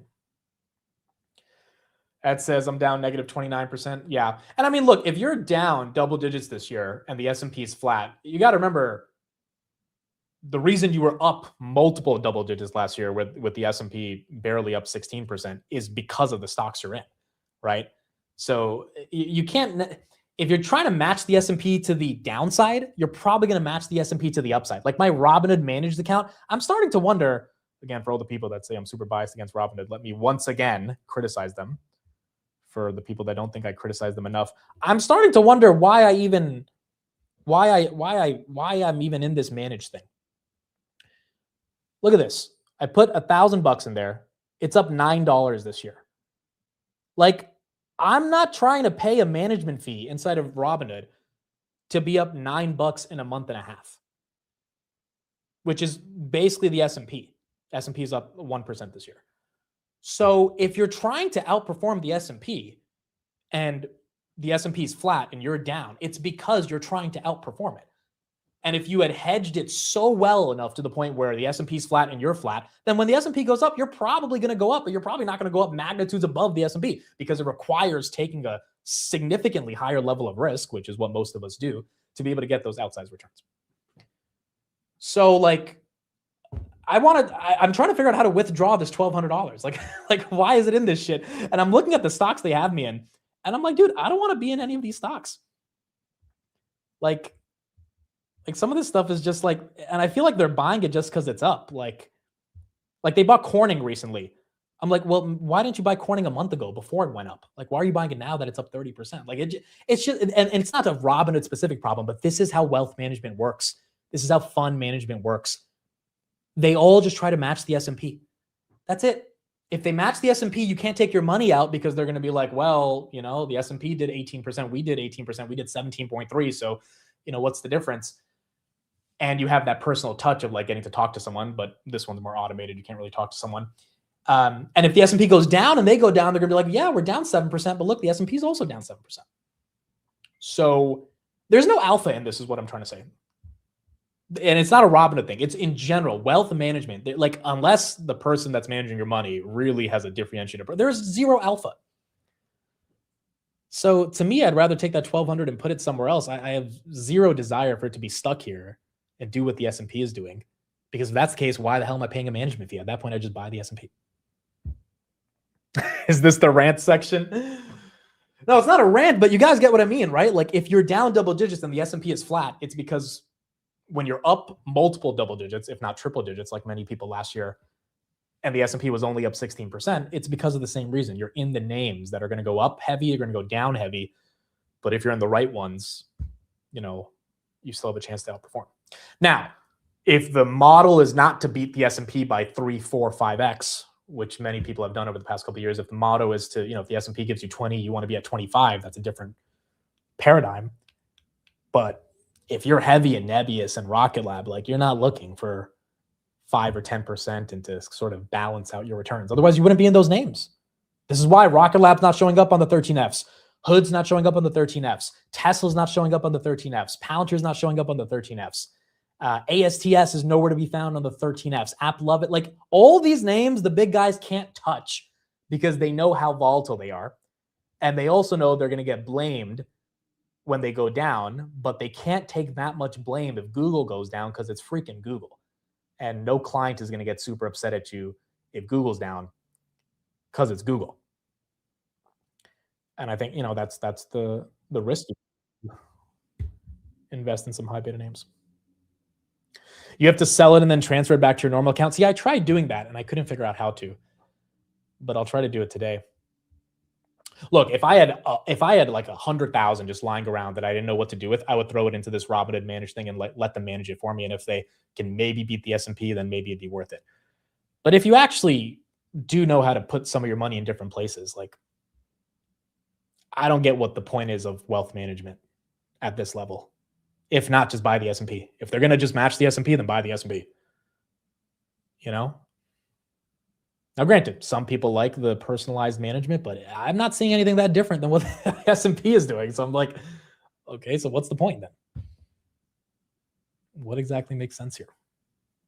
Micron has been soloing, carrying my whole portfolio. We talked about this yesterday. I do think a lot of individual names, Micron right there, nice day, 5.3%, are going to be the names that kind of manage your entire, or that carry the entire portfolio for the time being. Like, if the market continues being in this chop for the rest of the year and you bought Micron at 200, there you go. Your year is done. You probably beat the S&P. And Micron maybe was the reason for that. Now, granted, we have a long year left. But again, if you bought Bloom Energy at freaking even $100, forget below 100, it's at 150. It's not too bad, right? If that's a big chunk of your portfolio, you get to the end of the year and Bloom could be the basis for the portfolio allocation or for the portfolio outperformance. Lemonade's pumping. Are we pumping? Lemonade is indeed pumping 7% after hours. What is the headline on Lemonade? What did they do? I don't see a headline. They have earnings tomorrow. Is it just pumping before earnings? They have earnings in the morning.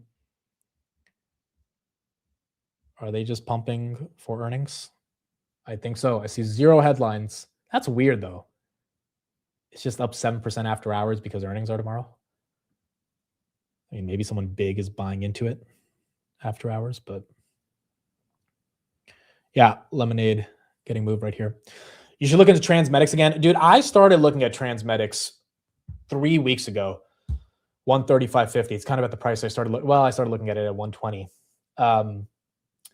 The meetup completely threw off my schedule with everything because I got so unbelievably distracted. And then it was like a week of recovering after the meetup. And so I am behind on so many emails, on so many things I have to finish up. And yeah, hopefully this weekend I can just catch up on a lot of different things to do. But Transmedics is one that I already started deep diving into a little bit. I just think with a lot of the tech that's selling off, some of these things are cheap, man. Some of these prices are just like getting ridiculous, and it's very exciting to just go back to the basics and look at it, like an Amazon that's cheap, even at Google if it keeps going below 300. Meta round tripped the entire earnings, but TMDX is very interesting. It is indeed very interesting. Can you have AI help you? Yeah, AI helps with research, but when it comes to research, AI can only do so much. By the way, Figma losing a decent chunk of its pump. It was up 20, now it's up 12. When it comes to research, and I know people have been asking for like a research tutorial, and I want to upload a video that kind of highlights that. Also, completely missed the daily recap for the past 2 weeks. So next week we'll be back to the daily recap every single day. I know the past 2 weeks we just weren't able to do it. But when it comes to research, I think a lot of it has to do with like actually reading yourself earnings transcripts, listening to the earnings calls, and then really sitting down with the numbers and seeing what makes sense or what doesn't make sense. And AI is good at summarizing a lot of stuff to give you a condensed version of it. But at the end of the day, AI is kind of just fetching the data, and you've got to actually sit down with the data, especially if you're like actually trying to do a meaningful deep dive on a company. And that takes time, that takes effort. It's not the easiest to do, but it definitely does help with trying to have a more holistic view on companies. Like I want to do a deep dive on TSM, not even because I want to buy it, just because I want to understand more deeply how the hell does TSM operate as a business, and why they are as successful as they are. CoreWeave also had a great day. That stock was up 5%. How is Doordash up 10% after hours? Goodness, what a reversal on Doordash. They increased one part of their guidance for Q1 on the call, but I feel like they're saying more things that are getting the street to be excited. GOV, they're estimating 31.8 billion, adjusted EBITDA 775 million. I guess both of those were beating expectations heavily. Carvana, is that one going up? Carvana was down 23. Now it's only down 12. You do have a rebound there. Do have a little bit of a rebound. Okay, what other headlines do we have? Do we have anything else? The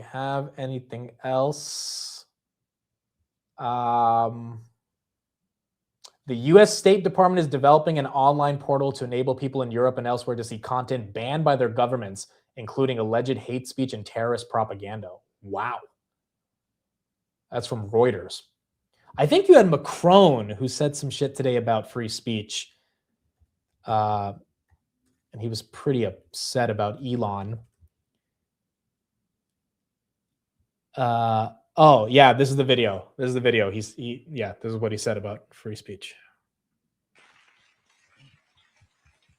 Because, free speech is a pure bullshit if nobody knows how you are guided through this so-called free speech, especially when it's to be guided from one hated speech to another hated speech. I just want to have a transparent road through these different speeches, and I want, by the way, to have a sort of public order. I want to avoid racist speech, hated speech, and so on. This is my. And the third one. Free speech is BS, as per Macron. I respectfully disagree with that statement. I have a different interpretation around free speech, but nonetheless, this is why I think you have this Reuters article, and this is why the Europeans have been a bit more hostile, or I should say the European government has been a bit more hostile to American social media companies, and definitely X in terms of how they think of the concept of free speech. I don't know how X is going to navigate that, especially in an AI world. X is kind of one of the only free speech platforms that is trying to really stop censorship, although they also censor as well because they are forced to in different situations. But when it comes down to like banning hate speech, that is something Elon completely disagrees with, and I don't know if he's going to necessarily adjust for the Europeans. Bitcoin still losing momentum after hours, 66.2 right now. Any thoughts on eBay? Honestly, I know a lot of you guys said you use eBay. I don't think I've used eBay in like 15 years. Like I really don't go to this website, but they beat on the top and the bottom, did a good acquisition. Stock's up 8%. Happy to see it go up.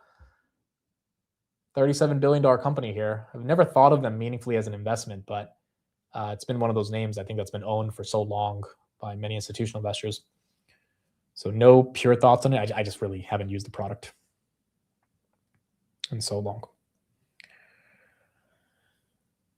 Are you buying PayPal? No. Did you short anything today, Amit? Yes, I did. I'm becoming a bear. I'm becoming a bear. What did I short today? Let me see. I shorted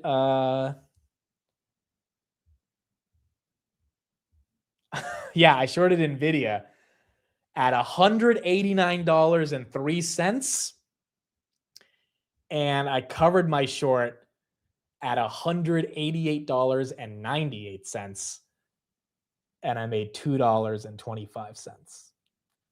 I'm just saying, sometimes you got to be a little bearish, you know? And so had to short Nvidia to make that $2. It's more than 47 cents, okay? It's more than 47 cents. No, in general, I was just playing around with the feature, and I'm trying to understand it at a deeper level. I think to effectively short, you're either doing it from a day trading perspective where you see a downtrend and you're saying, okay, I think Nvidia is about to lose this level. I'm going to short. By the way, Nvidia then went on to go to 187. So if I had held on to that short and not been a little scaredy cat about my short, I would have made $120 basically. $2 times, but I made $2 instead. But you're either doing it from a day trade perspective or you're doing it from a thesis perspective. Like, I hate Carvana. Carvana's stupid. I'm shorting Carvana. I don't think I'm good enough to do that yet because, again, you've got to be so right as a bear. Now, intraday, you can say, oh, I think this stock is losing this level of support, and if it loses that, then more likely than not, it's going down. We got some bad macro news, yada, yada. I can take this quick short and buy to close my short pretty quickly and maybe make some money on a day trade. But in terms of actually borrowing the shares and paying the borrowing rate that is required to go short, yeah, I don't think I'm ever going to do that. I mean, like, unless I come up with a short thesis on a name that I'm super excited about, but I don't tend to be as pessimistic on names for the long term than I am optimistic. So yeah, I probably won't be shorting as aggressively. But it was cool to see, dude. You know, it's like, it was cool to just like use the feature, just like it's buying and selling quick. Same thing with going forward in the opposite direction. What won't this guy do for $2? Yeah, I spent freaking what, $9,000 to make $2. I mean, money is money. Money is freaking money. That's what you got to do.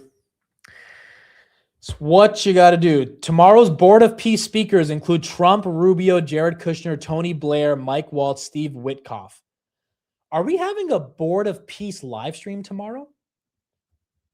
This is that UN competitor that Trump was pitching to everybody.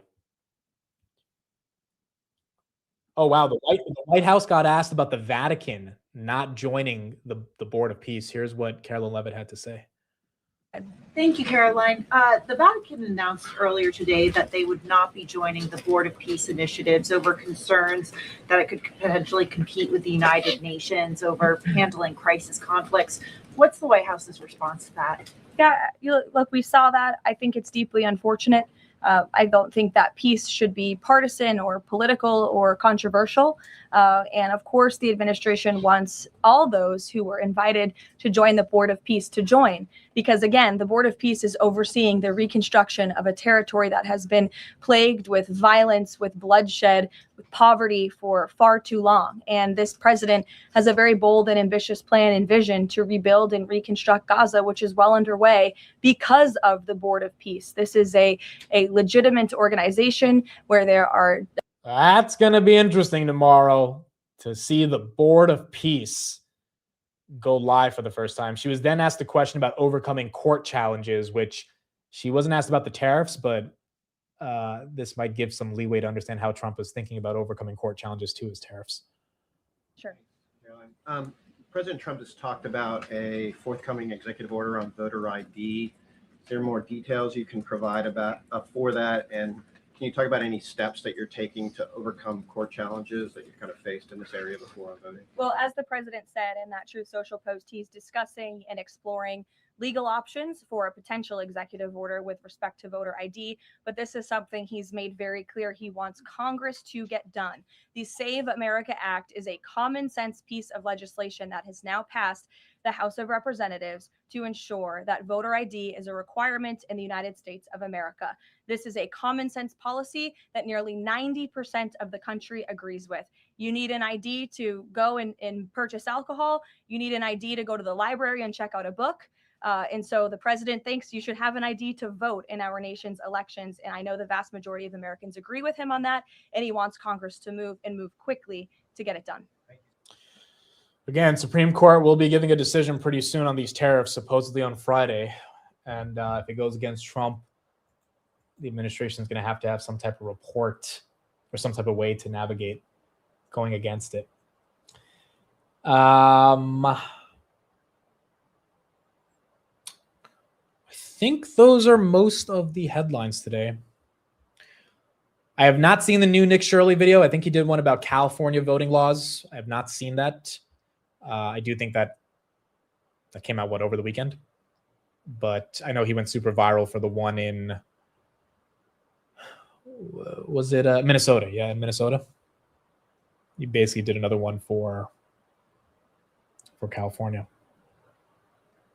Yeah, midterms are going to be weird this year. I mean, you've got a lot of polls signaling Republicans have a good chance to lose. You have a lot of counter polls saying that, Republicans are showing that the economy is at an all-time high around affordability and GDP growth. I wonder if GDP growth is going to be enough for the average American to feel that the economy is working in the right direction, enough to get them to not vote for the other side. GDP growth is something as investors we all care about.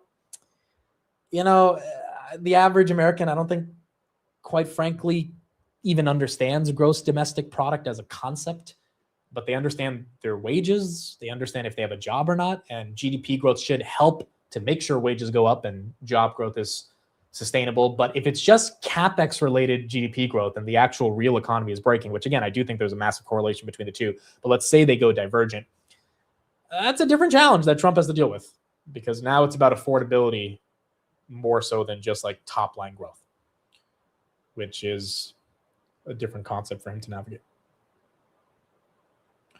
Did SoFi have an event with Tom Lee? Yeah, Liz Young Thomas had an event with Tom Lee. I think she had like a live podcast with him. Is that out? Oh, that just came out 2 hours ago. Okay, so we can interesting. This is pretty cool. Michael Lewis, for those that don't know, wrote the book on The Big Short. Michael Lewis, The Big Short, the movie, was inspired from the book that he wrote. So they put The Big Short guy and then they put our generation's largest permabull together. I wonder how that conversation turned out. I mean, if we're not watching an earnings call, we could watch this if people want to watch it. I'm not doing anything for the next hour. If we want to watch this. If not, we can kind of end it here. We're not going to listen to Carvana. There's nothing to get from Carvana. I don't think enough of us own it to care that much about it. Do we want to watch it? It should be good. Now, I don't think Michael Lewis is necessarily a bear, but you might get something interesting there. Yes. We want to watch it. I'm watching USA versus Sweden in your stream. What do you mean USA versus Sweden? What do they do? Ice hockey? There's an ice hockey. Wait, this is for the Olympics, right? Oh, I forgot the Olympics are still going on.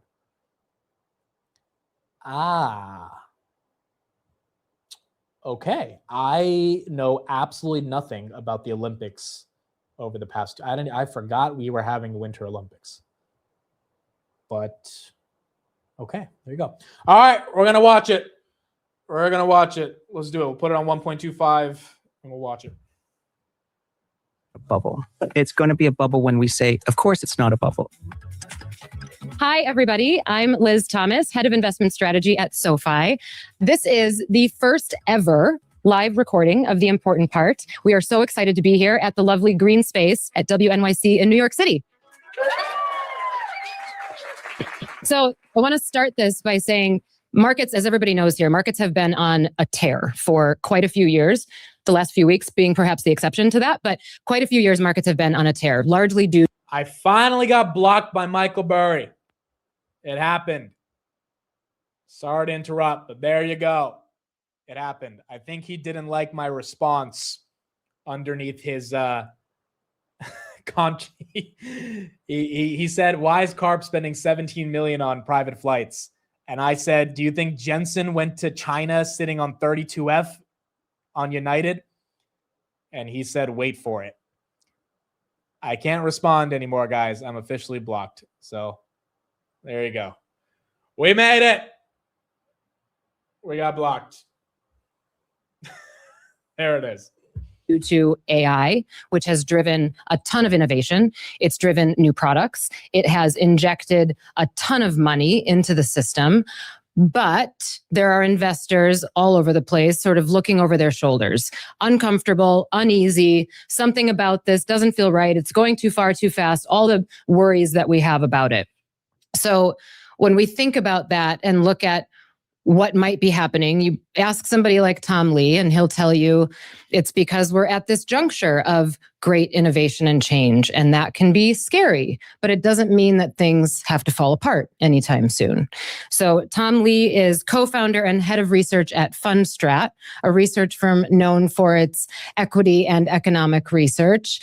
Tom, thank you for joining me tonight. Thank you. Glad to be here. And Michael Lewis has been writing about times like this for decades, built his career telling stories about times when money is moving fast. People think everything is about to change.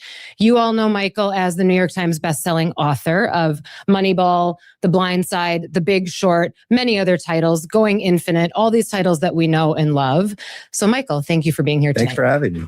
Everything you hear tonight is for educational purposes only. None of this is a recommendation to buy or sell securities on behalf of SoFi. So I'm going to start, Tom, with you just to sort of open this up. You have been a bull for a long time. You're sort of characterized as bullish, generally speaking. Why aren't you worried right now? One thing, an adage that came from Art Cashin, the late Art Cashin, is that bull markets don't die of old age. They get killed by the Fed. So something to keep in mind is that just because stocks have done well doesn't mean that they can't continue to do well. And I know we'll cover this in our conversation today, but I think in 2026, we are starting to see the other side of the payoff from AI. And it's creating winners and losers. And I think that we are getting a policy shift from the Fed, which also is a tailwind. So I think in many ways, there are reasons for people to want to buy stocks this year. And what's going on right now, I mean, we've seen even in just the last couple of weeks, right? Software stocks down a ton, crypto down a ton, and we'll get into crypto a little more specifically later. Does a period like this start to freak you out? Does it change the thesis at all?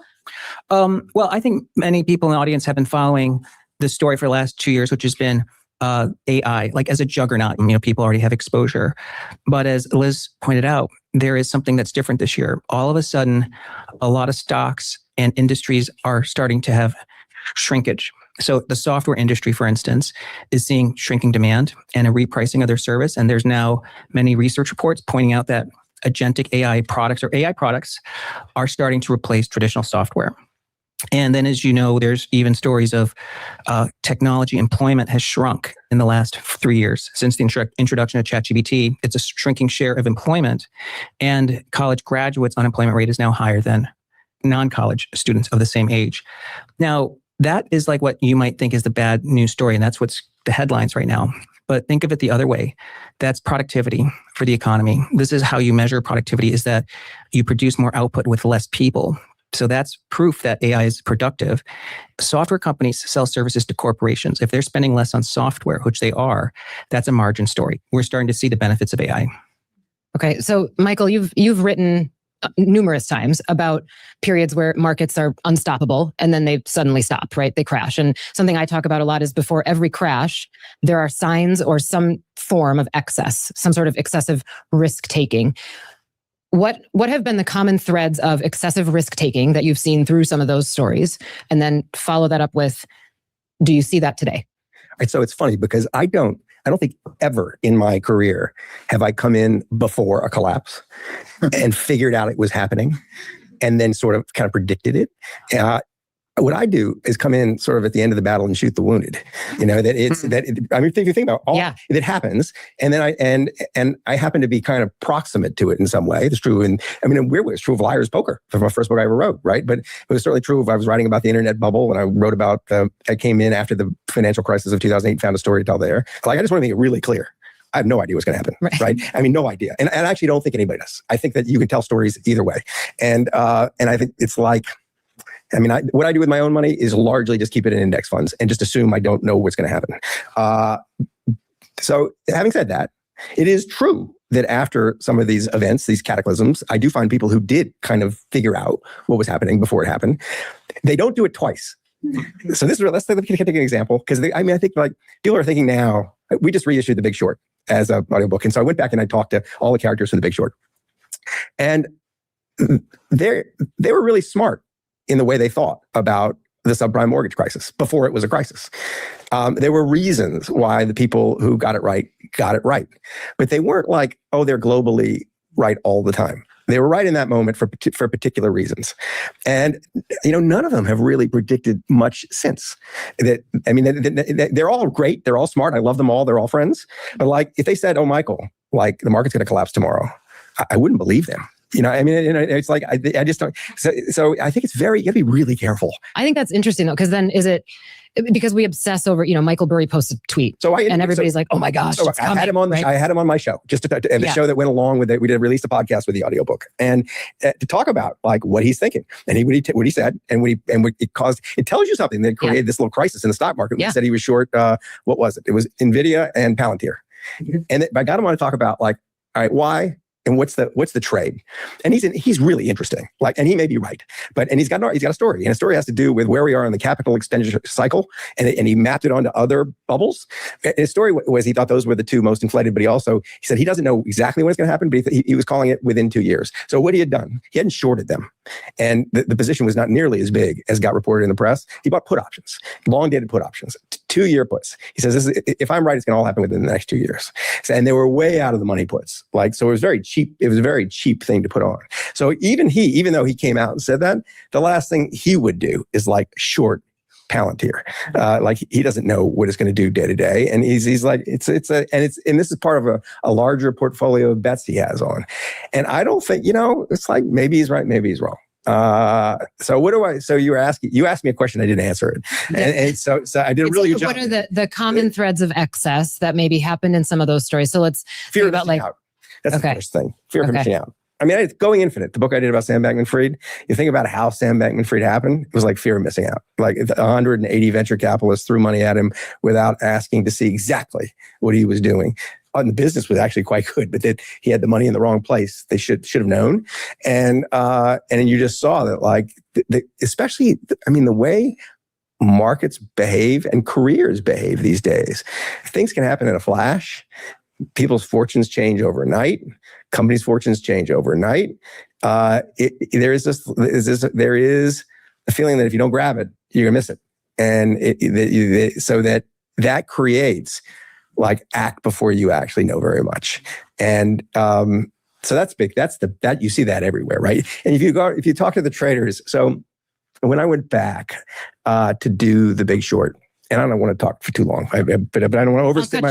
You cut me off, but I'm going to quickly tell this story. Okay. So I thought when I wrote Liar's Poker, I was like non grata on Wall Street. No one would ever talk to me again. And for about a decade, that was true. When Wall Street collapses in 2008, all these firms start to go down. I thought it was just so interesting that the smartest money supposedly in the world, these big Wall Street firms, were on the wrong side of the massive bet that was going on in the world. They were all basically long subprime mortgages. And I got kind of traders out to talk about, I'd call up the guy who, bet $50 billion for Morgan Stanley on the subprime market. And I get him out for a beer. And they'd all say a couple of things. One was, it wasn't my fault. Everybody was doing it. So like it would have been dumber. It'd been dumb not to do it because everybody was doing it, kind of thing. And the second thing they said was the reason they were talking to me was they had read Liar's Poker and it made them want to be traders. And so I thought, Jesus Christ, I created this crisis. Like the wrong people and the wrong people got the signal. But when you dug down into why they had done what they had done, in fact, they were paid a lot of money to do stupid things. That if they had missed out, they'd have missed out on several years of big fat bonuses that never got clawed back. So when people are giving you advice and people are doing things, you kind of think about what are their incentives? Like, why are they saying what they're saying? What is the motive here? And so that's the other big thread is like incentives get screwed up and in these things. And I think unquestionably, if you ask me like to make a prediction, even though I said I wouldn't, this is a bubble of some sort. It's all going to fall apart in some way. It reminds me a bit of the internet bubble in that there'll be some things you were really happy you bought that are still going to go up, but there are going to be things that come crashing down. And the other big thing is the way it reminds me of the internet bubble is that they're conflating the technology with corporate profits. Like just because the technology is transformative, it doesn't mean that people are going to make a lot of money from it or that everybody's going to make a lot of money from it. It may in fact be a machine for reducing corporate profits, or it may reduce some corporations' profits and increase other corporations' profits. But it isn't just because if AI is everything people say it's cracked up to be, if it's that great, it doesn't mean that there's a whole lot of money to be made in the stock market from it. It doesn't follow necessarily. It might, but it's not necessary. Okay, so a couple of things. That's a great start. Good. Yes. So a couple of things that came up in that time. I know you're going to have thoughts on this, and I want to give you a chance to respond to some of that if you want to. But the idea of FOMO, all these acronyms we have, HODL, whatever, all the other ones that I'm going to sound like an idiot if I try to say. Sure. But it's this retail versus institutional theme, right? And throughout this entire cycle, since COVID, since we had, all the Johnny Newcomb traders that started during COVID, retail investors have gotten a lot right. And institutions in some of those periods have held back and haven't done the same thing. So first part of the question, how has retail gotten it right? Why have they been right? And second part of the question being today, who's calling it right? Because there are still some differences in positioning and just thought processes. At Fundstrat, we have two sets of customers. We have our institutional research business, which is about 400 hedge funds, and then FS Insight, which is more family office RIAs, high net worth. It's not cheap, but it's about 10,000 subscribers. And we survey them every month, but we ask them for their top 5 favorite ideas and bottom 5, both institutional and retail. And we have done this since 2019. The retail guys are getting it right. So their top 5 stocks do really well. We're even debating whether to make it an investment product. I think the reason they get it right is that they're not, to Michael's point about incentives, they don't care about daily P&L as an existential issue or like a weekly P&L. They want to get it right in the stock to work, but they're really working with permanent capital. Like it's their money. So they're willing to own something for 2 years, 3 years. When I started in the business, institutional investors used to have a 1-year time horizon, and that was considered like long-term. Today, most institutional investors have 30 days as their time horizon. And as you know, the average stock is held for like 40 seconds. So most, these large hedge funds, I think that they don't, 1 second or 5 seconds is considered a long holding period. So a lot of funds are literally just churning through stocks. So I think that's why institutions have a very narrow set of things that work for them. And it means that they have to buy liquid names that work right away. And as you know, that's like finding a really narrow set of opportunities, whereas retail investors are just trying to find good ideas. Do you think that creates more FOMO though, right? So if retail's getting it right, institutions then have to sort of chase into it to keep up.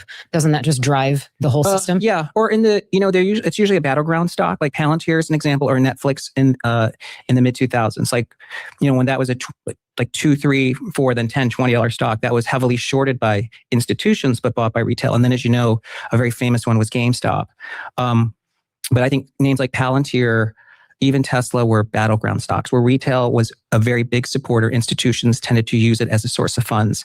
And then not only does FOMO happen, but there is usually a break point and the stock can re-rate higher. And that happened, as you know, in Tesla, and I think it was 2017 when it got added to the Russell 1000. So I don't know. I've seen retail get a lot of names right. They got a lot of names wrong too, but. Can I ask him a question? That was interesting what he said in the very beginning. Sure. He said, what do you mean you're going to make a product? If you make a product of what retail investors are buying? Yeah. So we've got 60 months of what they rank as best ideas versus what they don't like. And then we have battleground stocks, which we know, let's say hedge funds think is their least favorite idea, but retail likes.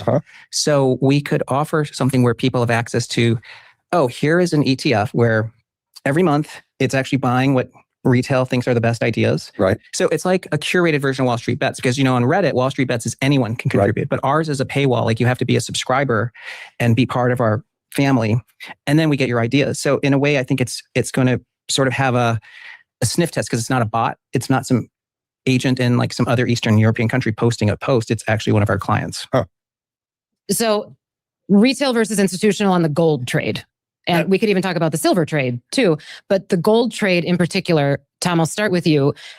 My take on gold is that it had started as mainly an institutional and central bank trade. Then it did so well for so long, right? It outperformed the S&P for a couple of years. People were like, what in the world? This is not supposed to be happening. I had been pounding the table about gold a couple of years ago. People thought I was like, oh, grandma and her gold again, right? But then it worked. And then retail started to get into it. I remember walking to the New York Stock Exchange to do a CNBC show one day, and GLD, the gold ETF, was ringing the bell, and they had like a fake gold bullion outside the stock exchange. There were gold flags everywhere. It was like, oh, retail's in this now. So talk about the appetite between institutional and retail and gold, and your take on gold and silver and just metals in general, because they've become, I won't call them meme stocks, they're not, but they've become speculative assets. And then Michael, I think you know where I'm setting you up. I'm teeing up a story for you. Well, gold's been a great performer. I mean, I think if you look at a 25-year period, you've done better owning gold than owning the S&P. And it's probably a demographic story, because at Fundstrat, we do a lot of demographic work, and we found that preferences skip a generation. So like RV sales actually skip a generation. So it's every 50 years when you get another peak in RV sales. RV sales? Yeah. Every 50 so years? during COVID, you had a peak in RV sales. The last time RV sales were that strong, Lucille Ball was on TV. So it's usually like kids. So kids don't buy what their parents like, but they buy what their grandparents like. Oh, interesting. Right, makes sense. Because like motorcycles aren't cool if your parents ride it, but if your grandfather did, like you see an old picture. And motors, like, so Harley is follows that too. But gold was really a big investment for the boomers. And then Gen X actually allocated to hedge funds and alternatives. So it's more the millennials and Gen Z that are buying gold. So it kind of makes sense that it's a generational trade taking place. Gold's become big. Gold is a network value of 35 trillion.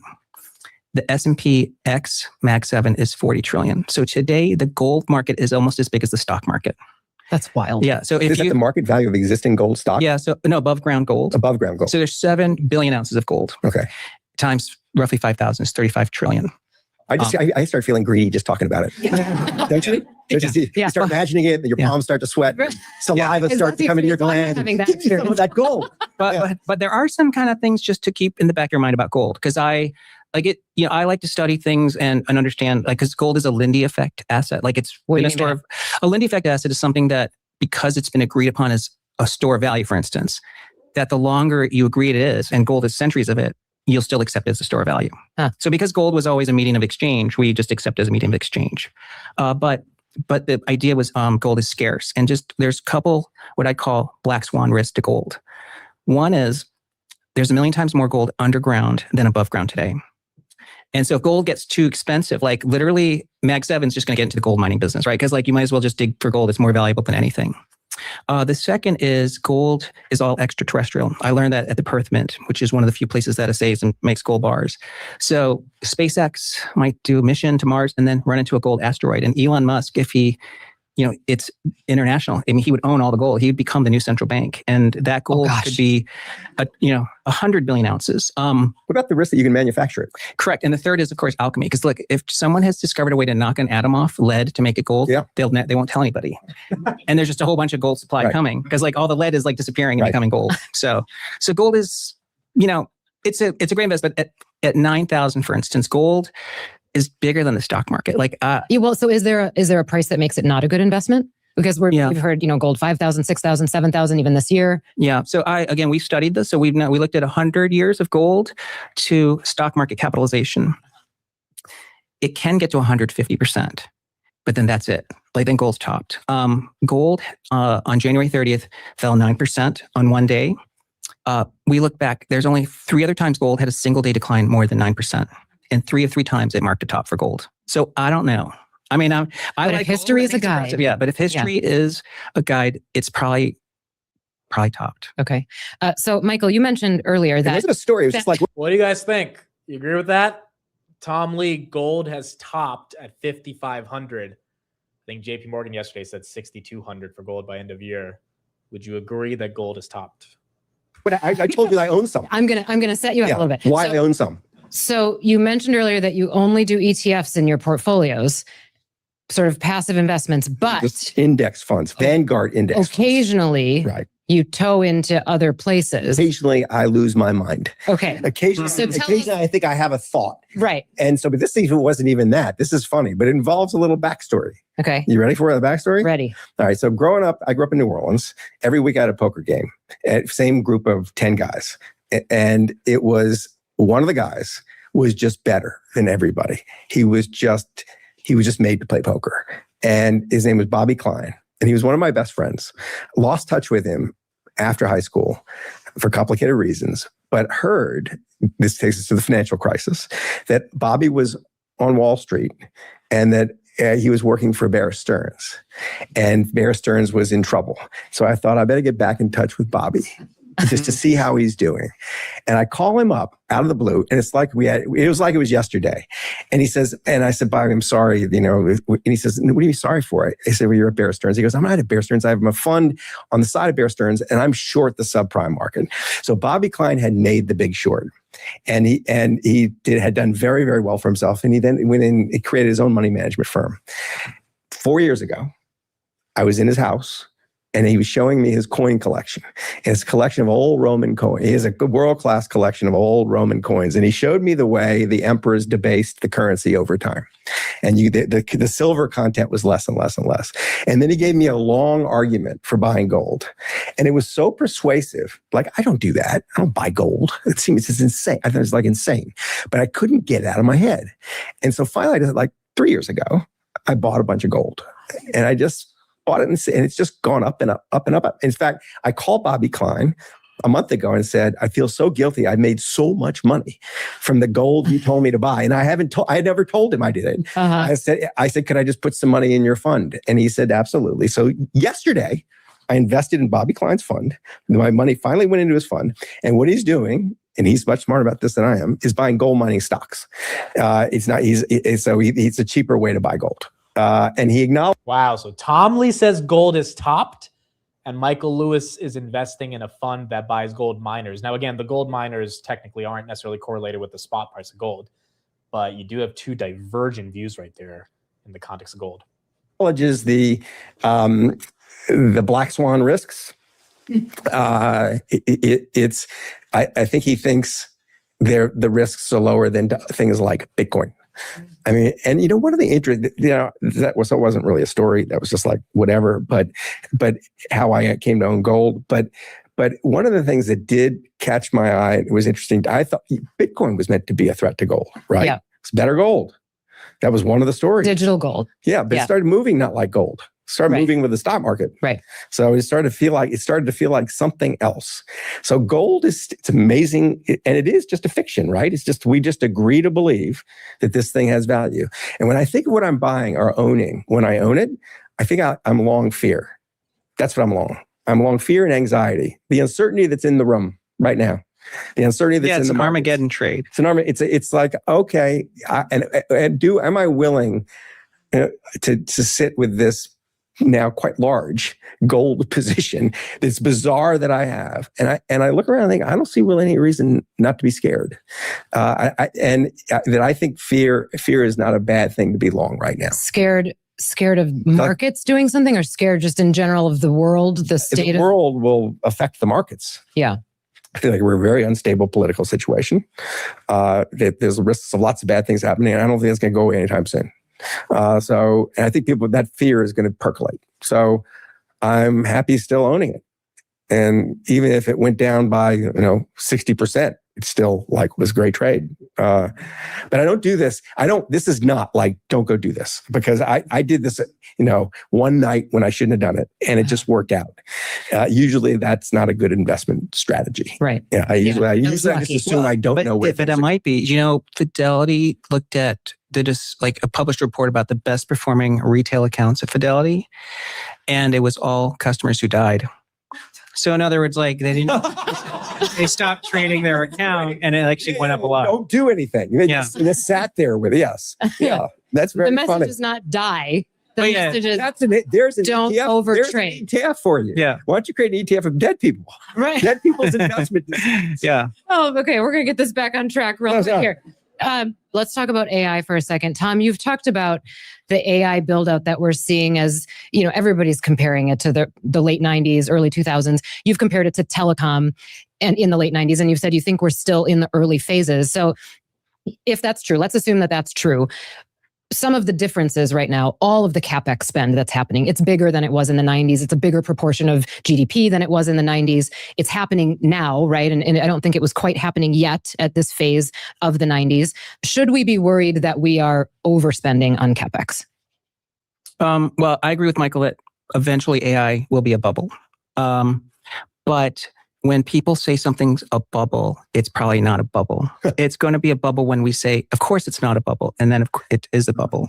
I was a technology analyst in the 90s. So I witnessed that entire telecom overbuild and fiber and the Quest digging up in Global Crossing, laying fiber. I was at Salomon Brothers. So Jack Rubin was one of the folks that was instrumental in raising money. I think that to me was a bubble because every company and every analyst had to change their model to justify the valuations.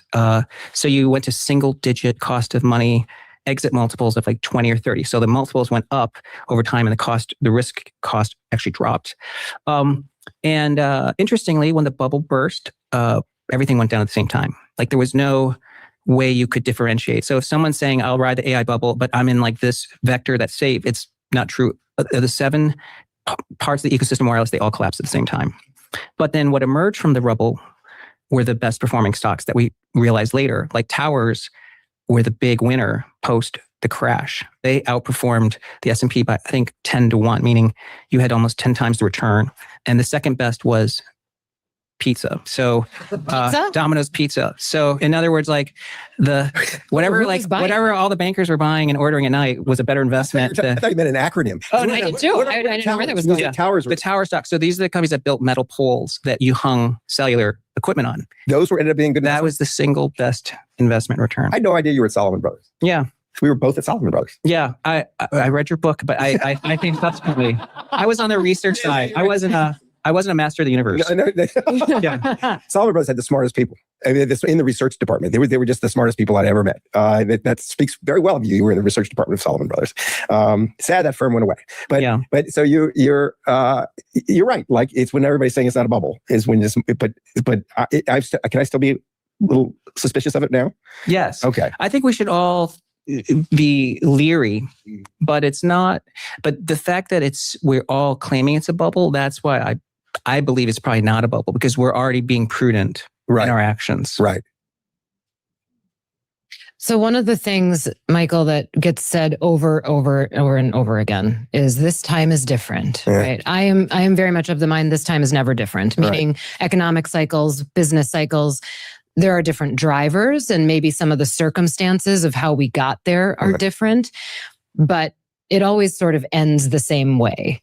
And have there been times, I guess, in some of these stories that you've written about and that you've seen, that you've dug through, right, and met the players behind them, have there been times where it actually was a little bit different? Or has it actually just reinforced for you that, nope, it's never different, it's just this time it was credit? What do you mean by it? The crash. The movements and the gyrations of the stock market? The gyrations of the stock market, maybe, but more so the manner in which things go up and then crash. So it's just more extreme each time is what it feels like to me. And it also feels that this is kind of tangential to the subject of your podcast, but the relentless focus on the financial consequences when actually the social consequences seem way bigger. Like whatever happens to the stock market happens to the stock market. But with AI, I mean, you talk to really smart people who know the technology, and some of them will tell you it's going to lead to human extinction. Like, who cares what the stock market does, right? If we're not going to be here, it doesn't. I mean, maybe all our portfolios will do much better. Maybe we should die because we won't be making decisions anymore. Death is the way. Maybe the death is the solution to all of our financial problems. That's probably right. But now I'm wary of those predictions, but it does seem. It seems like hard to avoid that this collision we're going to have with the disruption that's going to be caused by lots of jobs going away, and that it's that the people at Google, the people at OpenAI will very cheerily, at the same time they say out of one side of their mouth that it might kill us all, so we ought to be really, really careful. We have to think hard about it. Though nobody seems to be doing anything about that. It's just like going to happen or not happen. Out of the other side of their mouth, they'll say in 18 months it'll be able to do everything a human does, but better. Now, let's forget for a moment whether it kills us all. If in 18 months it can do everything that a human can do, but better, what on earth is going to happen to this country? People are already pissed off about the economy. We're living with the politics of anger for a stretch. The anger is going to go through the roof. This just seems like so much of a bigger event than whatever happens in the stock market. But I don't know that that's true. That in 18 months it's going to be. That seems fast. And I'd be interested to know how you feel about this in your business. I don't really feel yet, honestly, a threat from AI. I don't feel like, it's just going to do what I do and I'm not going to be able to do it. I've tried. I've plugged in, like, here, write me a book about Sam Bankman-Fried, or write me this or that. And it doesn't, all it knows is what's on the web. Right. It doesn't know anything. And so they know some things, but doesn't know much. It hasn't gone out and interviewed people. It hasn't seen and smelled and tasted and all that. So it's can I tell a quick little story? Sure. Okay. So Tom said yes too. So, so when I was working on Going Infinite, when I was working on the book about Sam Bankman-Fried, I knew that he'd had some interaction with Sam Altman, and of course he had bought a 20% stake in Anthropic.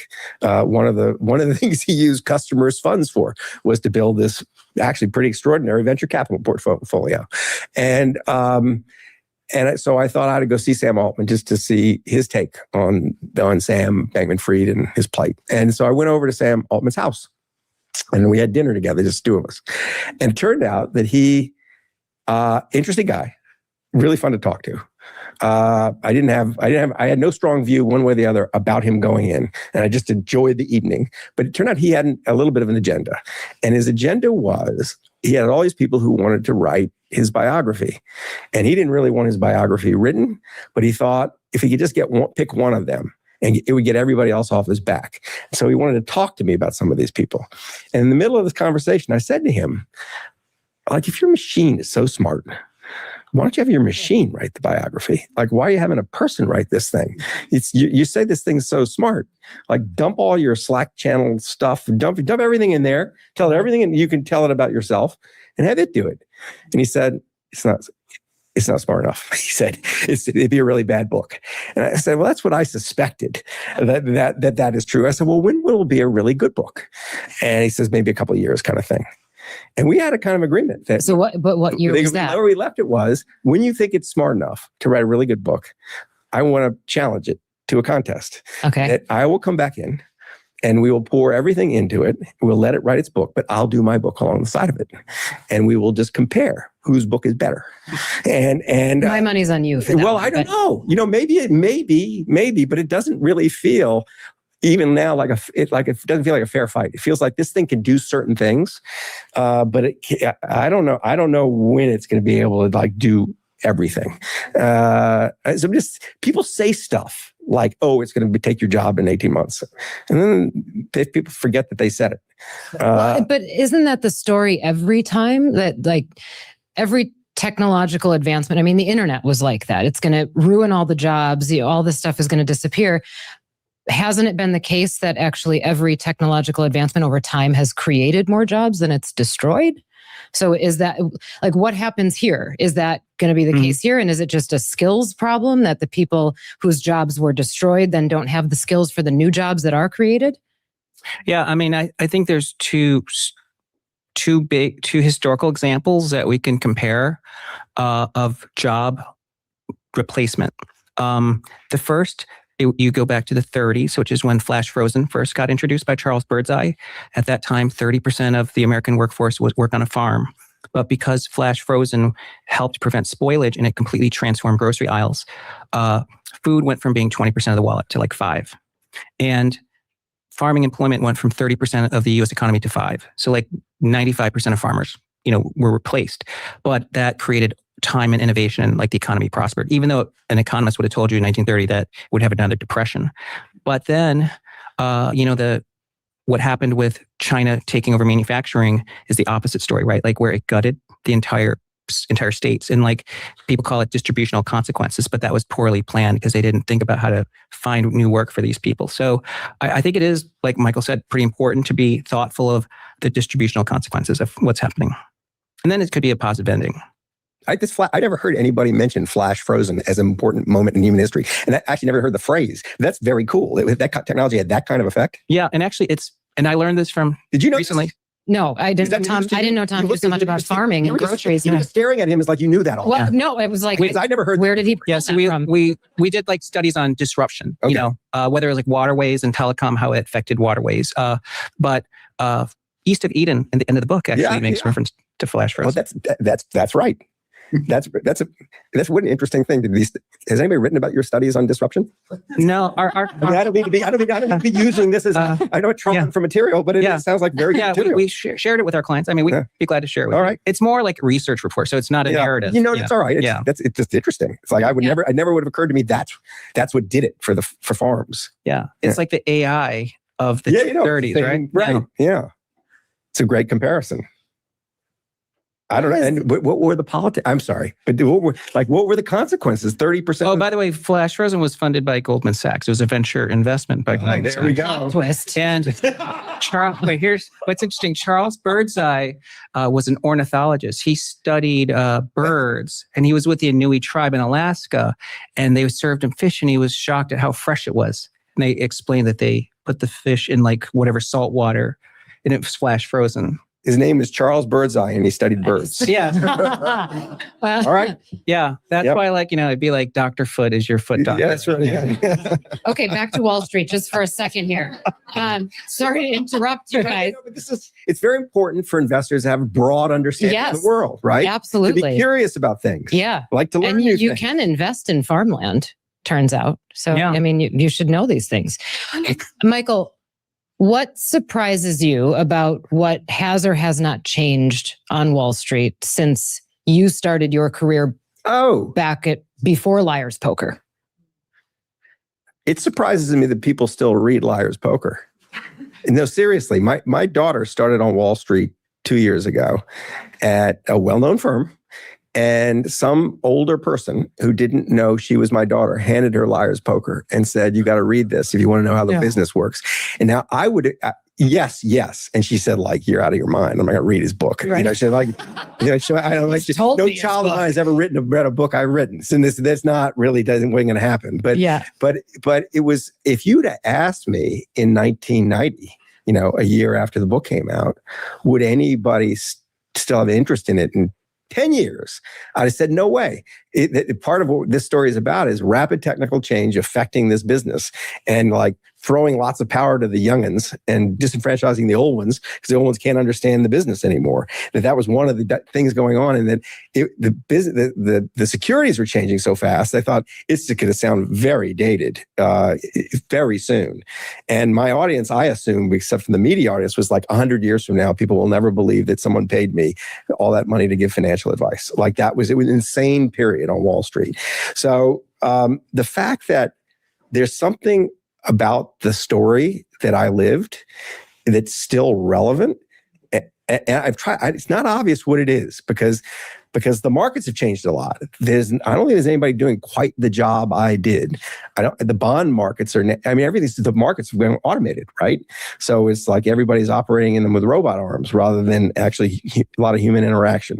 There aren't any strippers on trading desks anymore, right? All that's gone. The human interaction. So what is it that's kind of kept it current?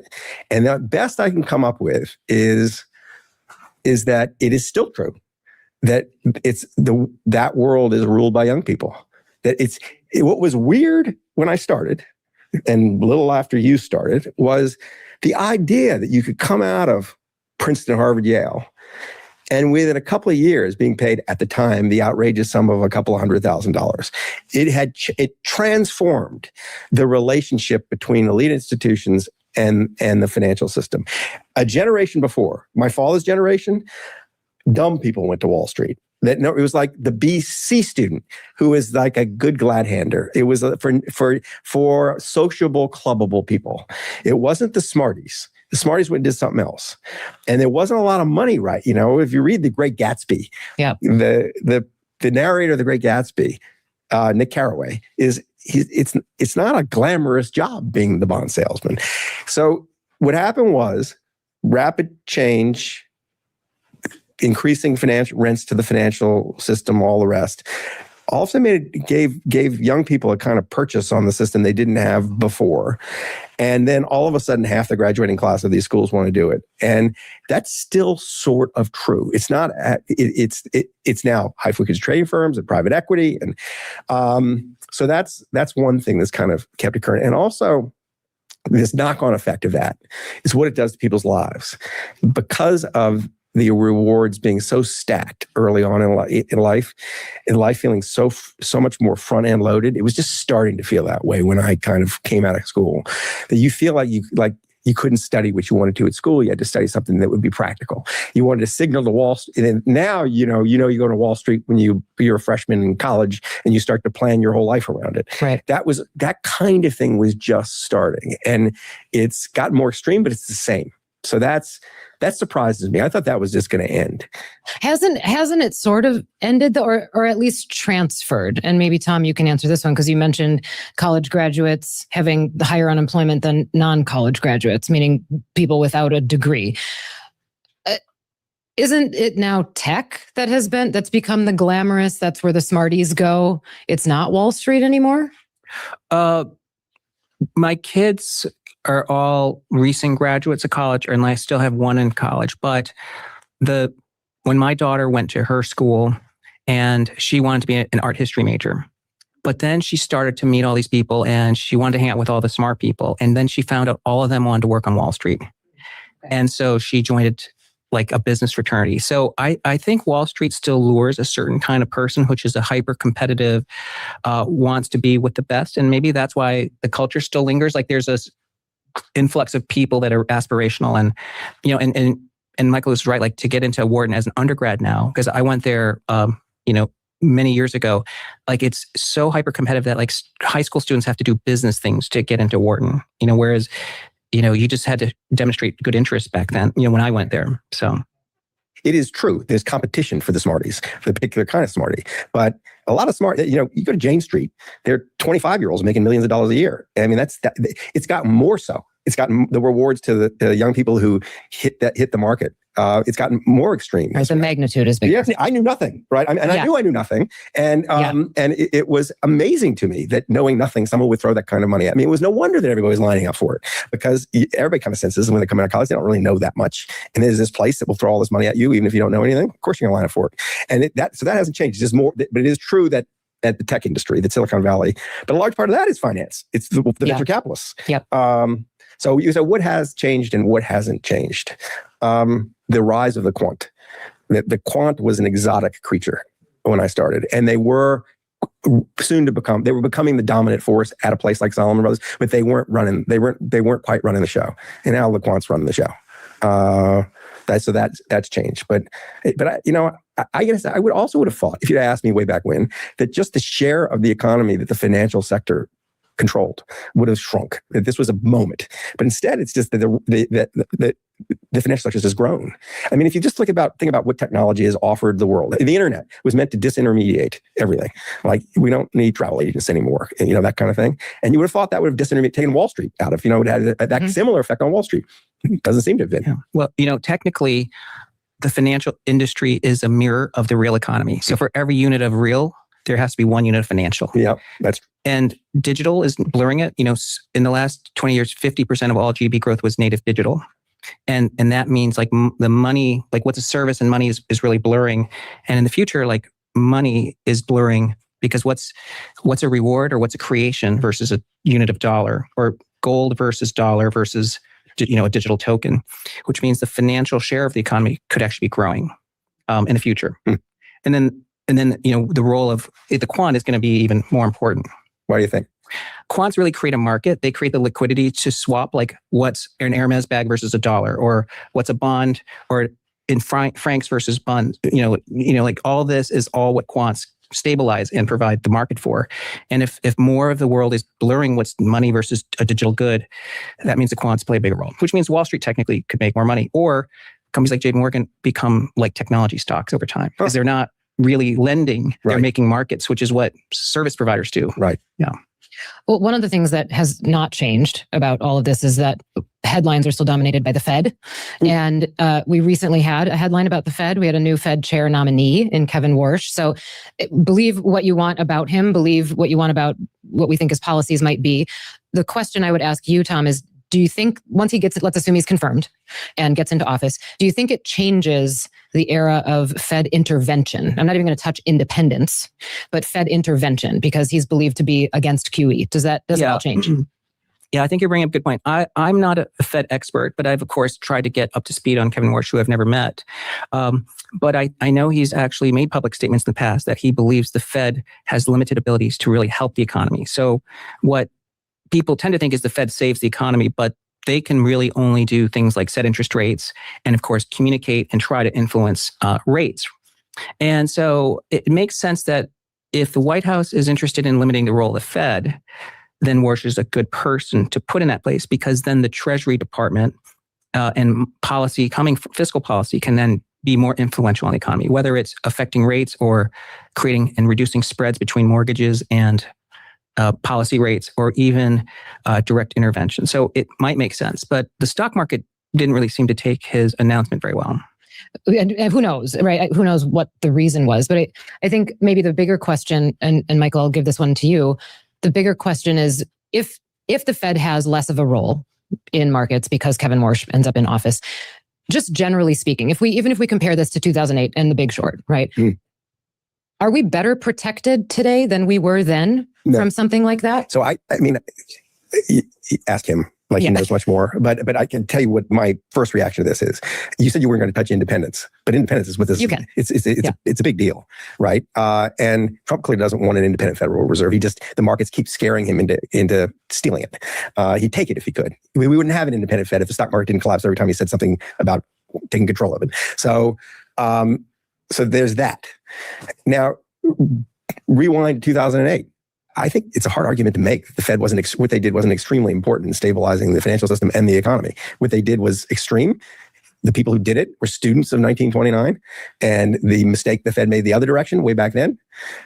I buy that argument. I buy that it was a good thing for them to get involved. And I don't believe that if there's a version of that when Trump is in office, that he's going to tell the Fed, don't buy anything, stay out of it. That's not what's going to happen. Well, let's imagine that the version is AI, the circular funding diagram starts to crumble, right? Some big player starts to fall apart, earning whatever it is. We can all imagine this scenario. All right. Yeah. Then does the Fed, either of you can take this, does the Fed come in and bail out AI companies? I mean, Trump is not shy about using the government to do whatever he wants to make things look better.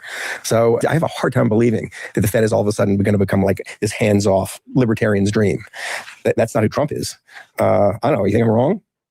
I think you're right. I think the Fed knows that they would pull out every toolkit possible to prevent, a collapse of the economy. Right. I mean, I think that's the lesson. Even a hawkish Fed would agree to that. Right. I think that if the AI companies start failing, I think they'll be nationalized. Because, I think that it's a race between U.S. and China. I think that probably in their minds, this superpower today or in the 10 years is who controls AI and that ecosystem. And if the funding starts to falter, I believe that even the Defense Department has already wargamed, like, how to acquire NVIDIA or how many people they need to take out of Taiwan to recreate Taiwan Semiconductor here, right? So I think it's that important that they would probably nationalize the assets. It's just this weird cognitive dissonance going on right now because the noise in the air on the Trump administration is government's bad. We're going to cut the government. We're going to the deep state, all this stuff. But what they're thinking, what they're using the government for, implies the government knows best. They're interfering with markets in ways that no Democrat would in recent. Yeah, picking winners and losers, that right? kind of thing. Yeah, it's amazing what's going on. Yeah. Okay, I promised the audience we'd get to crypto. How many people here own crypto? So pretty sizable number. Yeah. Okay, I'm not gonna lie. Past 20 minutes, I don't know what the hell they talked about. This was exciting for like the first 15 minutes, and then it got really boring. Is it just me, or is that my ADHD?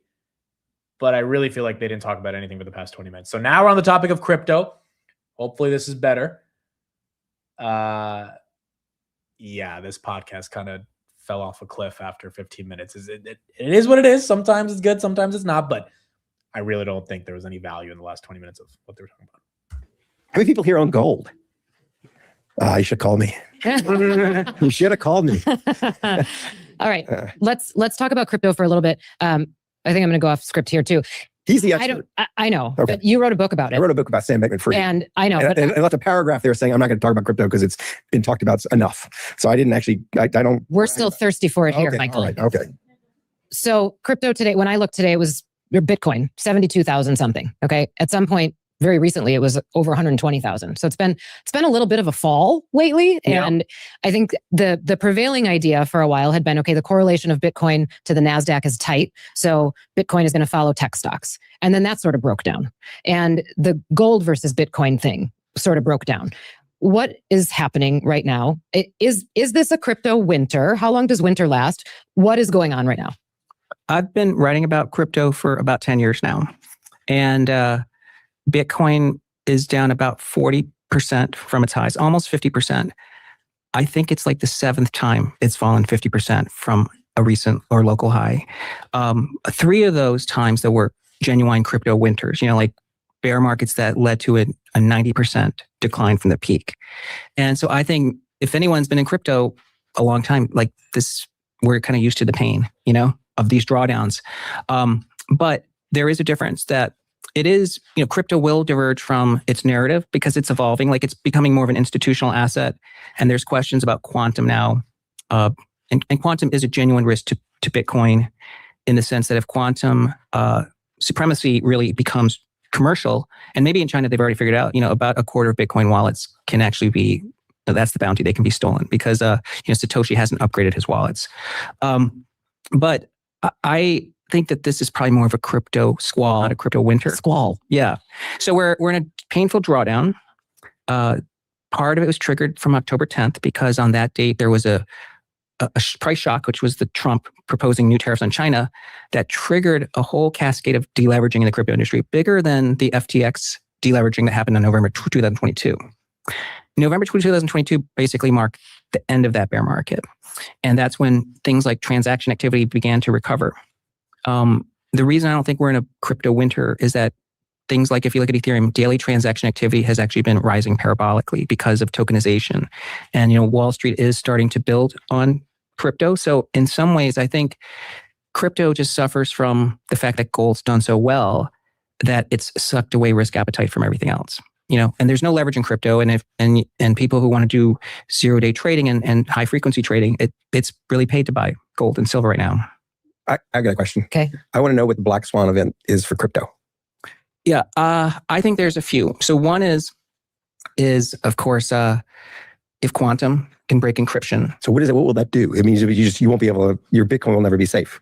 Yeah, so Bitcoin itself will need to do, unless they can somehow push and upgrade into the old wallets, which they can't, they'll have to fork Bitcoin to a quantum resistant chain. And so the old, like Satoshi's wallet will just be. Yeah, so all of a sudden, like the lore of Bitcoin is kind of broken, right? Because you're abandoning Satoshi's Bitcoins. Who's Satoshi? That's a I think different podcast. I am sorry about that. Sorry about that. I thought he knew. I thought maybe he knew who Satoshi was. Yeah. Okay. But like things like Ethereum, they upgrade twice a year, so they can develop quantum resistance. I think the second risk actually to crypto is AI, in the sense that today the narrative is like AI needs to start to engage in microtransactions, because like robots, when they get into the wild, you can't keep it in a walled garden, so you have to validate transactions, and of course they have to collect money, and so blockchains can sort of track all this, and they all have digital wallets.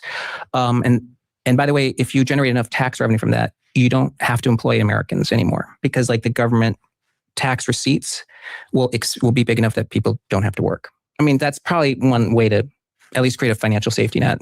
But what if AI gets so smart that they're all running their own blockchain? And so you don't need public chains because AI runs their own language of validation.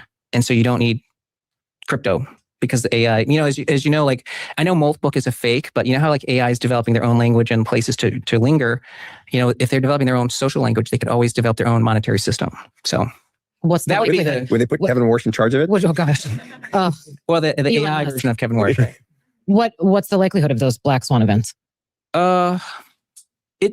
It would be a question of like whether governments can regulate that structure and collect taxes. I think that's one of the big criticisms about crypto in the past, was that it was a way to maybe not be taxed. So I'm sure that's part of like the policy effort. But what we're seeing in crypto today, of course, is just really a traditional battle, which is incumbents which is Wall Street hijacking the narrative on crypto and the Clarity Act to kind of stack everything in their favor to try to quash the new entrants. But that's like an old, that's the battle we've seen in every new technology. But that's hurting public chains because Wall Street wants to sort of control the narrative. I want to see what it looks like when AI gets pissed off because it's paying taxes. Yeah. They're going to want to vote, right? Yeah. They want citizenship. The AI Tea Party. Yeah. I'm interested in what do you think Sam Bankman-Fried was doing right? Not that anybody wants to hear something redeeming about him, right? But he was creating what great did he stories get as right? he moved through the world. So what did he get right? The big thing he got right was he created a crypto exchange that Jane Street and Jump Trading always wanted to trade on. And he created the industrial strength crypto exchange. The exchange, maybe I'm missing something, but I don't think anybody has questioned, even as investors, that the exchange really worked. I mean, one of the reasons he went undetected is people didn't imagine he jeopardized such a successful business. So he built, because he himself had been a high frequency trader. He'd worked at Jane Street. He traded, he got into the crypto markets and saw how bad, janky the exchanges were. He did create an exchange that was better. And I kind of thought when it all went down, no publicity is bad publicity, that FTX was now the best known exchange brand in the world. It was negative at the time, but I thought someone would buy it and resuscitate it. So that was one thing. Right is not the right word, but it's interesting. It's interesting. And I think sincere. This whole effective altruism movement, that he was part of it. He really cared about it.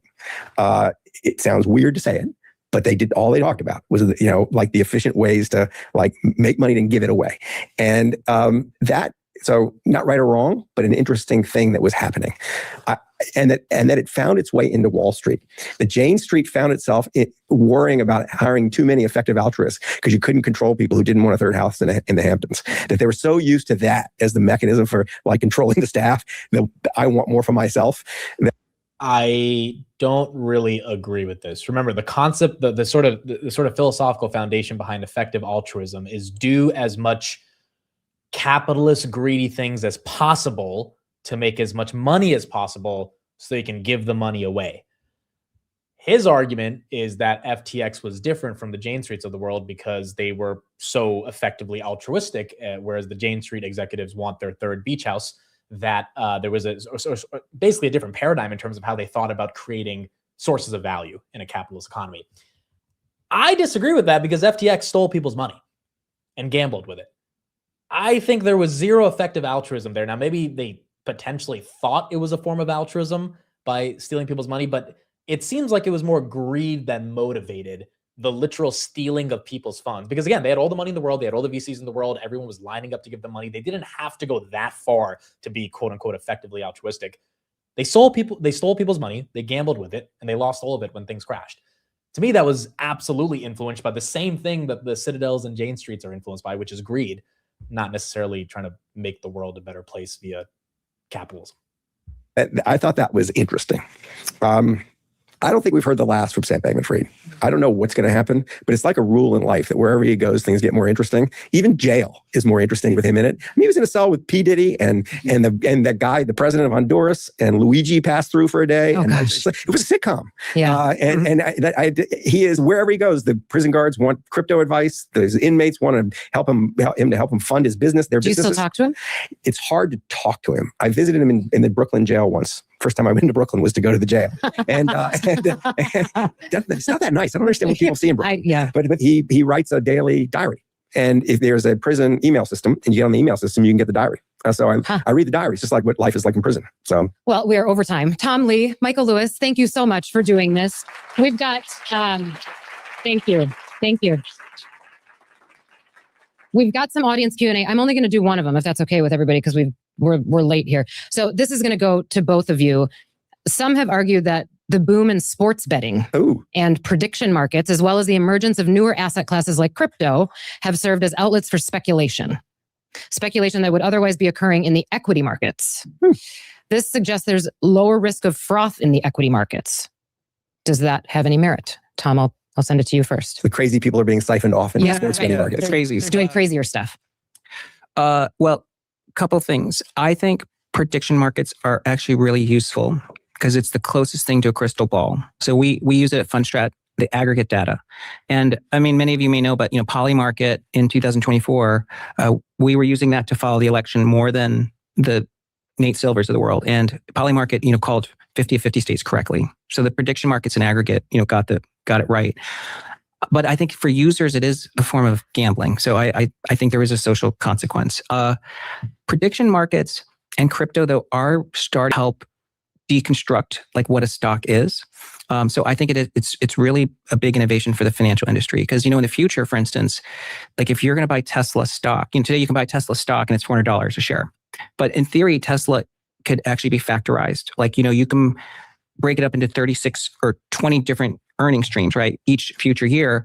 And someone, if it's tokenized, can just buy 2036 earnings. And that's the price of it. So management knows what the market's pricing for their earnings, but then it's a lottery ticket for you because if they beat it, it's good because it's a cheap option. You could make a lot more money than buying the whole company. So I think that there's a lot of innovation coming, but of course, with that innovation and speculation, it creates winners and losers, but that's capitalism, right? I mean, since 1974, 40,000 stocks either went public or were spun off, and 90% fell by more than 50%. And of the ones that fell 50%, roughly 90% went to zero. So in other words, like the majority of stocks basically go to zero. On that note, let's bring it more upbeat with thoughts on prediction markets and just the speculation. The question was, is it making the stock market saner? Yeah. And that's not obviously true. I mean, it sounds like a good thing, but it doesn't look to me like the stock market's saner than it was before sports gambling became legal. Yeah. I did a podcast season on sports gambling. And it's the history of it's interesting. And the way the country has just flipped on this subject. The sports leagues just say this was the work of the devil. And it's now the chief engine of growth. It's corrupting sports. It is creating horrible incentives and you could predict, and we did predict, you could predict where the problems were going to arise. It's like college basketball games where the kids who are playing aren't getting paid a whole lot of money. There's a lot of money wagered on the games, and a single player can do things that affect the outcome of the game. You're seeing scandal after scandal, and it's going to keep happening unless they ban prop betting on college sports. So I expect the government is eventually going to catch up to this, but we're going to look back on a period of it was not good for the society. It's not fashionable to talk that way, and it's especially predatory towards the young men. It's young men who do it, and overwhelmingly it's a young male marketplace. My son, who just graduated from high school, all his friends in high school in California, where it's illegal. Sports gambling is one of the 12 states that don't have it, and they're all underage. They all have sports betting accounts. So you can predict what's going to happen there. And is it like some percentage of those people have real life problems because of they're doing this? And it's kind of funny now. So since we did the podcast, to see that FanDuel and DraftKings, who were really the culprits in all this, there was a history to why they dominated the market, are now on their heels because the prediction markets are taking over their business, because the prediction markets, those businesses got classified as commodities exchanges, and they're not regulated by the states. I think it's a bad thing. I don't think, I think the prediction markets are great. I'm with you on that. It's full, it's really interesting. I like it that people can bet on politics. But I think the sports gambling, especially, the society's going to have to get its arms around it. It's going to ruin sports and ruin a lot of young men's lives. Yeah. Okay. Well, we are over time. Tom Lee, Michael Lewis, thank you so much for doing. All right. There you go. Tom Lee and Michael Lewis. That was the podcast. Michael, thank you for becoming a channel member. Devin, thank you for becoming a channel member. Oracle, thank you for becoming a channel member. Mike as well, thank you for the gifted 10 memberships. Appreciate that. 10 of you guys just got memberships courtesy of Mike in 5261. Thank you for that. Neil, thanks for the super chat. As a creative director, I went from paying $200 a month to Adobe for $50 for Figma for an infinitely better tool. When Figma charges tokens for a Figma make, they're going to kill it. Figma was the name that had a successful earnings after hours. Figma is still up 15%. Carvana still down 15%. eBay up 6%. Doordash complete recovery, 14%, almost 24%, given it fell 10% to 151. S&P kind of flat after hours, and those are the earnings that we had for today. Bookings flat, Oxy's up 3%, Figma again up 15%, eBay up 6%, Cheesecake still down 4%, Carvana down 15%, Doordash up about 13%. Again, Figma, the biggest winner, up 15%. Look, I thought the podcast was good. I think there were some good moments. I thought there were also some boring moments, to be honest, but that's what happens over the course of an hour-long podcast. I think the most important takeaway, quite frankly, was just the conversation around gold. Number one, Tom thinking it's a top, and Michael Lewis thinking that gold has a lot more to run, and so you're going to kind of have two different perspectives on that. I don't know. If I had to agree with someone, I feel like it would be Tom more than anything. I do feel like gold and silver becomes speculation vehicles. I don't think they've naturally become the hedges that people thought they used to be, and maybe they will be over the long term, but I think people are like gold and silver moving up and down 3-4% a day is not supposed to happen. And so maybe that's the new paradigm we're in, or maybe there's just way too much speculation coming in there. Number two, I think the conversation around bubbles in general was relatively interesting. I mean, look, they are both in agreement that whatever we're dealing with within the AI ecosystem will eventually become a bubble. And I've gone back and forth on this. I think it's probably correct that it will become a bubble. The problem is, and this is where it always hedges back against the idea that it's going to become a bubble, is that if it is a bubble, are we talking about NASDAQ 80% decline type of bubble like we saw back in the 2000s, which is what most people refer to what this will be like?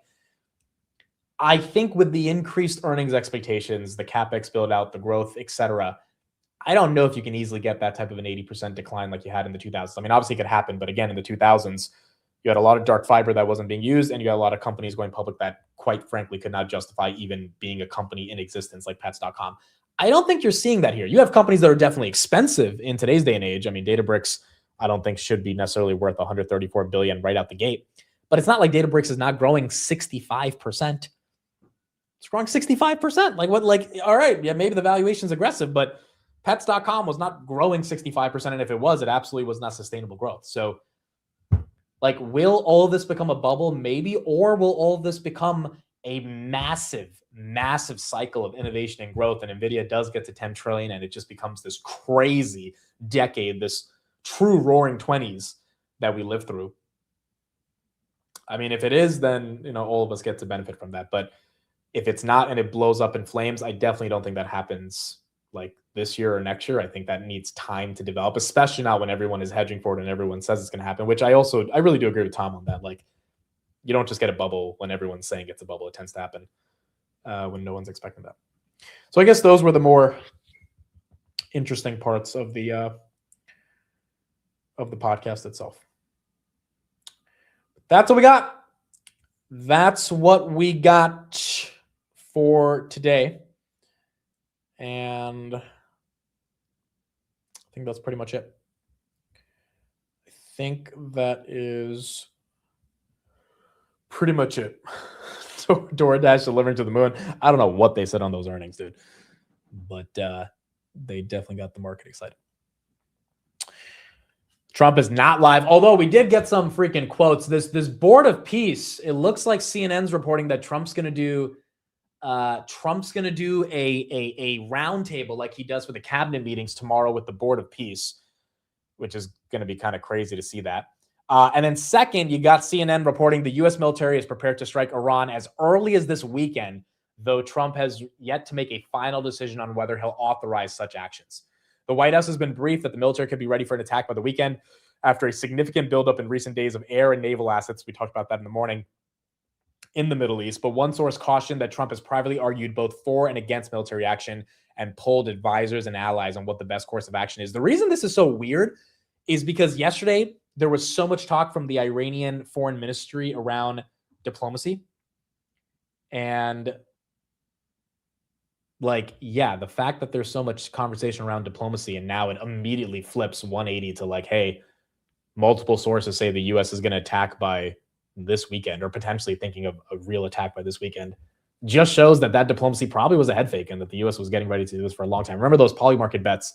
They were a bit off on the timing, but people were betting hundreds of thousands of dollars that Trump was going to strike Iran, which might end up leading to be the truth if this ends up playing out. What does that mean for the stock market? I don't know. Again, markets don't really crash on those geopolitical headlines. They go down like for a hot second and then people buy up the dip. If it's an actual war, like a straight up, we're going to regime change Iran and we're going to be there for 2 years, I think that's a whole different question. And, well, I don't know if the markets are prepared to deal with something like that, which is also why you kind of doubt, like, are we actually doing this? Like, what is the goal of these strikes exactly? Hopefully we get more details on that, but I don't think the market's necessarily pricing it in as much because they just don't know exactly what would happen there. All right, there we go.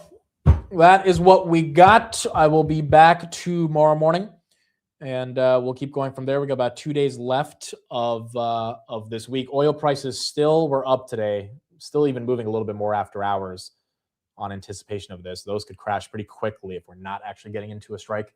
If we are, then maybe that stuff continues to go a bit higher.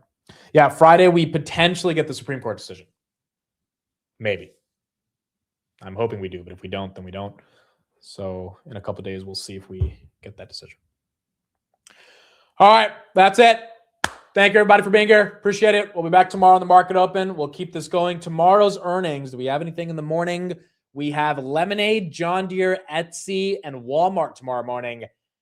At the close, we have Open Door, Texas Roadhouse, Sprouts Farmers Market, and Dropbox. We also have Wayfair tomorrow morning as well. So those are the earnings we have. We'll cover it, and then we'll keep going from there. All right. Thank you, everybody. Appreciate it. Love you all. See you guys tomorrow on the Market Open. Bye, everybody. Have a good one.